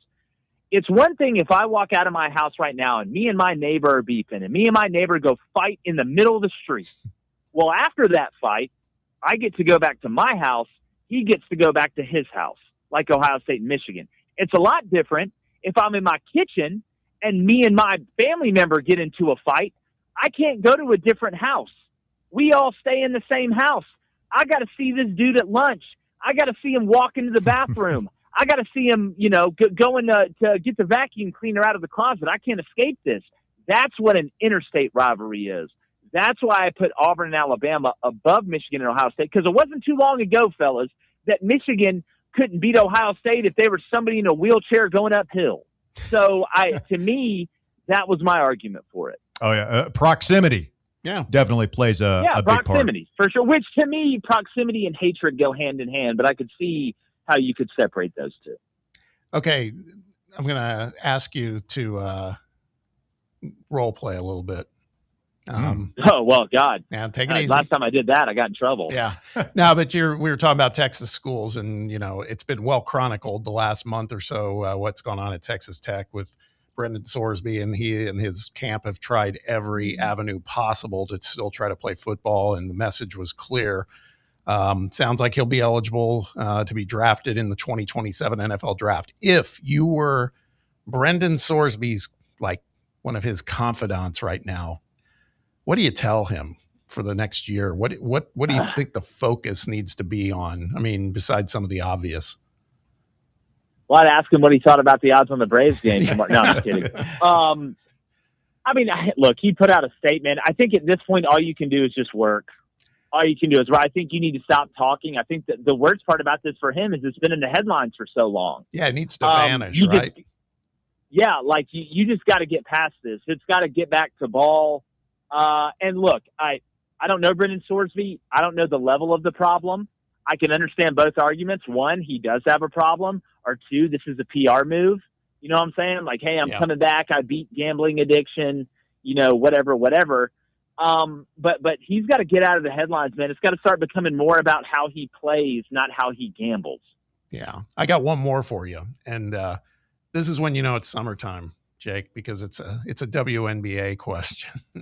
So I'll be right back. I'm just going to go get something to drink. You guys go ahead. The voting results just came out for the starting guards for the WNBA All-Star team. The top 3 choices: Paige Beckers, no surprise; Olivia Miles, who's a rookie and is killing it, no surprise. Third was Caitlin Clark. They broke out the voting between fan rank, media rank, and player rank. And what did Caitlin in was her player rank, like Paige Becker's player rank was number 1, Olivia Miles number 3, Caitlin was number 11. And to me, this whole thing, this goes, if you rewind back to like last week when all this stuff happened with Alyssa Thomas and the Phoenix Mercury, et cetera. Something has gone wrong, though. I mean, there's a lot that the league should be kind of, I think, held culpable for with the officiating, et cetera, and Caitlin Clark. But also, I feel like Caitlin's kind of brought some of this on to her as well. She's kind of become the female version of Luka Doncic. She argues every call. I mean, this thing, I just wonder if there's a real way forward for her, because she's still a great player, but man, it feels like she's fighting an uphill battle now. Okay, I'm gonna try and be careful on this one, but that's hard for me. I've never been great at that. I want to start the business side of it, because that's the way I kind of look at this. Because at the end of the day, professional sports, just like college sports, is a business. It's a big business, lots of money, and I feel very confident saying I think the people on the business side of the WNBA are the stupidest people I have ever seen attempt to do anything. The only reason you exist is because you are subsidized by the NBA. That is a fact. You cannot deny that. Yep. You cannot cry whatever you want about it. That is a financial fact of why the WNBA exists. And nobody can, I don't say nobody, because look, I have a daughter. I'm about to have another daughter. I want them to be in love with sports. I want women's sports to be fine. But not a lot of people care about the WNBA. Let's just be honest. It's just the truth. And God gives you this gift. Not saying Caitlin Clark's perfect. Nobody's perfect. But he gives you this gift, this lightning rod. He says, here, let me fix you. And you spit in his face because what I think it is they hate what Caitlin Clark is. It goes against everything, or at least 80% of the stuff that goes on in the WNBA. And I'm not going to go into detail on that, sure, but I don't think you have to be Sherlock Holmes to figure out what I'm talking about. So, to me, not only are the people who run it stupid, the stupidest of all are these players who hate Caitlin Clark. Because you're costing yourself money out of some stupid idea that if somebody's not just like you, then they're bad. So, look, the arguing the calls and stuff, I think a lot of people argue calls in the pros. I just think if I was Caitlin Clark, I'd probably just go start my own league. Yeah. And you know what? It'd probably make more money than what the WNBA does. But I don't feel bad for anybody at the WNBA because you did this to yourself out of spite and jealousy. That's what it is. So that's where I fall on it. And to be honest with you, I think they should just dissolve it, get new leadership, and start all the way over. Yeah. That's what I think they should do. But they're not going to do that. I'm almost rooting for the NBA to run out of money so they can't subsidize the WNBA anymore. So then they've got to try and figure it out. Because at the end of the day, y'all are just stupid. Like, I don't know another way to put this. Like, if all of a sudden, you know, somebody came into my business and we're like, oh, my God, look at these sold-out arenas. Look at this merch. This could be our Michael Jordan of the league or whatever. We can transform our financial model to be successful. And then you say, no, let's just beat her up. It's just, I think they're stupid. I don't know another way to put it. We're aligned. There's a significant leadership problem in that league, man. And I don't know. That's the part they got to fix. Like, can you imagine? You know what's the difference? You know, and again, I don't want to say between men and women, but it's kind of like that. You know what guys do when they have somebody like that? Go watch what happens when somebody tried to tackle Tom Brady. What the refs did. True. I mean, they'd send you to Guantanamo. You got to protect the franchise, man. All right, Jake. You don't protect the franchise. You protect the money. Exactly. That's the money. Yep. He is Jake Crane, host of Crane and Cone. Go check him out on YouTube, on 3 Sports, and wherever you listen to podcasts. Jake, always a pleasure, my friend. Thanks for jumping on. I appreciate you guys having me. Thank you, Jake. Happy July 4th. Yes, sir. Buddy. Jake Crane, one more time on the program. We got one more segment to go. Speak now, forever hold your peace. 865-966-3435. Your number. The shocking conclusion of The Drive coming up. The Drive. For the fans. By the fans. This is Fan Run Radio. Knoxville. What kind of day is it? It's a White Claw day. Grab a pack, grab your friends. Everything else in life can wait. Your friends shouldn't. Let's go. White Claw. Grab life by the claw. Please drink responsibly. Hard seltzer with flavors. White Claw Seltzer Works, Chicago, Illinois. Are you ready to show off that confident, radiant smile you've always dreamed of? Well, here at Knoxville Smiles, we're ready to turn your dream into a reality. At Knoxville Smiles, we're more than just a dental practice. We're your partners in achieving optimum oral health. From routine cleanings and checkups to advanced cosmetics and restorative procedures, we offer a wide range of services in an environment that makes every visit a positive and comfortable experience. At Knoxville Smiles, it's about more than just treatments. We're focused on creating a welcoming environment where you feel like family. Our state-of-the-art facilities are designed with your comfort in mind, and our friendly staff is always ready to address your questions and concerns. Don't wait any longer to achieve a beautiful smile you deserve. Schedule your appointment at Knoxville Smiles today and take that first step towards a healthier, happier you. Call us at 865-539-1776 to book your appointment today. or just visit our website at knoxvillesmiles.com. Fall fans, reimagine your home at Broadway Carpets and Flooring for any remodeling or building needs. With a variety of carpets, rugs, hardwood, vinyl, and stone, Broadway has all the flooring and installation options you're looking for, including pet-resistant products like Pet Perfect Carpet from Shaw Floors. Visit their showroom in downtown Knoxville or the location in West Knoxville located on Kingston Pike near Pellissippi Parkway today. Rickard Ridge Barbecue. It's more than just dinner, it's a destination. Hey, this is Russell Smith, and whenever somebody asks me for a barbecue recommendation, I always tell them to take the quick drive up I-75 and visit Rickard Ridge Barbecue. Rickard Ridge is about a 20-minute drive up I-75 from downtown Knoxville. Just take exit 134 in Caryville, hang a right, and Rickard Ridge is tucked just inside Cove Lake State Park on your left. You can't miss it. Fall off the bone Memphis-style baby back ribs, slow-smoked chicken thighs, fresh, juicy, hand-cut steaks. Rickard Ridge has it all. And this ain't no Yankee chain store fly-by-night operation either. Owner Mark Rickard has spent years honing his smoking skills in Memphis, and his secret recipe and techniques have been driving East Tennessee wild for years. So make time to check him out. Rickard Ridge Barbecue inside Cove Lake State Park and online at rickardridgebbq.com.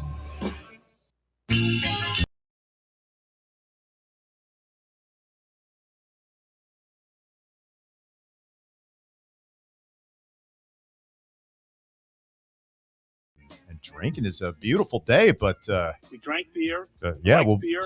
Be watching the sunset. We'll still like beer inside tonight, I guess. Yeah. While we watch the World Cup. Does Spain get it done, Walker? España. Yeah, they took care of business. I mean, like 3-0, headed back to Chattanooga. Listening to Bob and Crane talk WNBA, I must know is that how you feel like when Walker and I are talking about the World Cup? Yes. I do think he raises a really good point. I've heard it raised before. Like the WNBA, it makes no sense the way their cash cow is getting beaten down. I mean, again, as I was just saying to Russ, the breakout was what was interesting to me, that the media and the fans have Caitlin Clark in the top 2 in terms of all-star guards, and then the players have her at 11 or 12. I mean, women. It's like, it just I don't mean that as a sexist comment. Just very petty, man. There's jealous. I mean, it's not like she's having a horrible season. And little jelly. I mean, she's averaging like 21 points a game. She need to be more aggressive like Sophie Cunningham. She need to fight for herself a little bit more. I guess. Okay, I didn't mean to spur more of this conversation. Yeah. I didn't want to go round and round with Jake about it. I totally disagree with what he was saying with Heupel. Look, if you want to rank Josh Heupel 8th or 9th best coach in the SEC, I get that, and you can make that argument. It can't be about rings if you have some of the guys, Venables, Kiffin, help me out. Who else did he have? Elko, Clark Lee. Like those guys have no, even Kiffin, hasn't won anything. And the offense, like I get it. He said it feels like Tennessee's going backwards. We led the league in passing yards. Like we were top 10 in total offense and scoring nationally last year. So I feel like our offense is still cutting edge. And, I've been the first to criticize Heupel for the quarterback situation this year. I don't think it's good. I hope I'm wrong. I hope one of these young cats hits the ground running and the offense doesn't skip a beat. But if it does take a step back, the critics are going to point to that and say, look, Heupel is not what it was since 2022, even though you can point to the big numbers we put up last year. Mm-hmm. But it's going to be hard to defend him because you went into year 6 with inexperience at quarterback in a day and age when there's really no excuse if you've got a checkbook like Tennessee does to have inexperience at quarterback. No. Sorry, go ahead. I was just going to say the quarterback thing is especially worrisome because if that's the one piece this team, we've got a solid offensive veteran line returning. Our defense should be improved. Got receivers. We've got a really good tight end. Just a quarterback. One more time. Tomorrow, the Casual Pint North Shore, where we will be as we kick off the 4th of July weekend. We're going to have some special food offerings there. I'm probably going to pass on the Spam hot dog. I don't know, man. But I want one of you guys to give me a report on that. Have you never had Spam? I think I might try it. We've got your red, white, and blue funnel fries. Nice. The All-American flatbread. You got hamburger pickles, mustard ketchup on that bad boy, and the new fried pickle dip. I think I'm going to try that. Yeah. Now, let me ask you something about these funnel fries. Is that like funnel cake fries? I mean, is that a sweet treat? I'm just reading what they gave me, man. I don't know. We'll find out together. It's like, imagine a funnel cake, but instead of it being all twisted together, it's just individual little like fried pieces julienned of out. funnel cake. We'll have drink specials, of course, plenty of cold beer. I drank beer. I liked beer. Still like beer. And we'll have Smokies tickets. Again, Blake Burke and Andrew Fisher in town with the Biloxi Shuckers next week. You come out, see us at the Casual Pint North Shore tomorrow. We'll make sure to hook you up with some tickets. As long as you mention you heard it here on Fan Run Radio. That's your password, your secret passcode, Fan Run listeners. The Casual Pint North Shore, 2045 Thunderhead Road tomorrow, 3 to 6. Joshy Boy is next. What up, JB? Hey, what's up, guys? How are you doing today? Doing well, thank you. Good. Russ, you know who I want if the mighty USA get past Belgium. I do not want Spain. I would like to knock that smirk off of Cristiano Ronaldo's face and beat Portugal. I feel you. I smell Spain's be a much tougher game than Portugal. I feel you, Joshy boy. I say bring it up. If that's what ends up happening, Spain versus Portugal in the round of 16, that's going to be a must-watch game. Take no prisoners. You talk about a proximity rivalry right there. The peninsula. They don't like each other a whole lot? No. I mean, it's Georgia and Florida. It's Tennessee, Kentucky. It's a rivalry. Yeah, it is. So, Russ Walker, who do you think is going to have to step up offensively if we want to beat Belgium with Lowe being out against Belgium? I mean, it's just got to be Christian. I mean, it's a stock answer. Like, it's got to be Pulisic. He's got to be the guy putting shots on net, making stuff happen. Because whoever we put up top isn't going to have the same creativity and shot creating that Florian Balogun had, even if it is Pepe, if it's Reyna and some sort of false nine. So it's got to be Christian Pulisic. Maybe someone in the midfield. Yeah, I feel you. What do you guys think about them playing Country Roads after every victory? It's Bob's favorite song.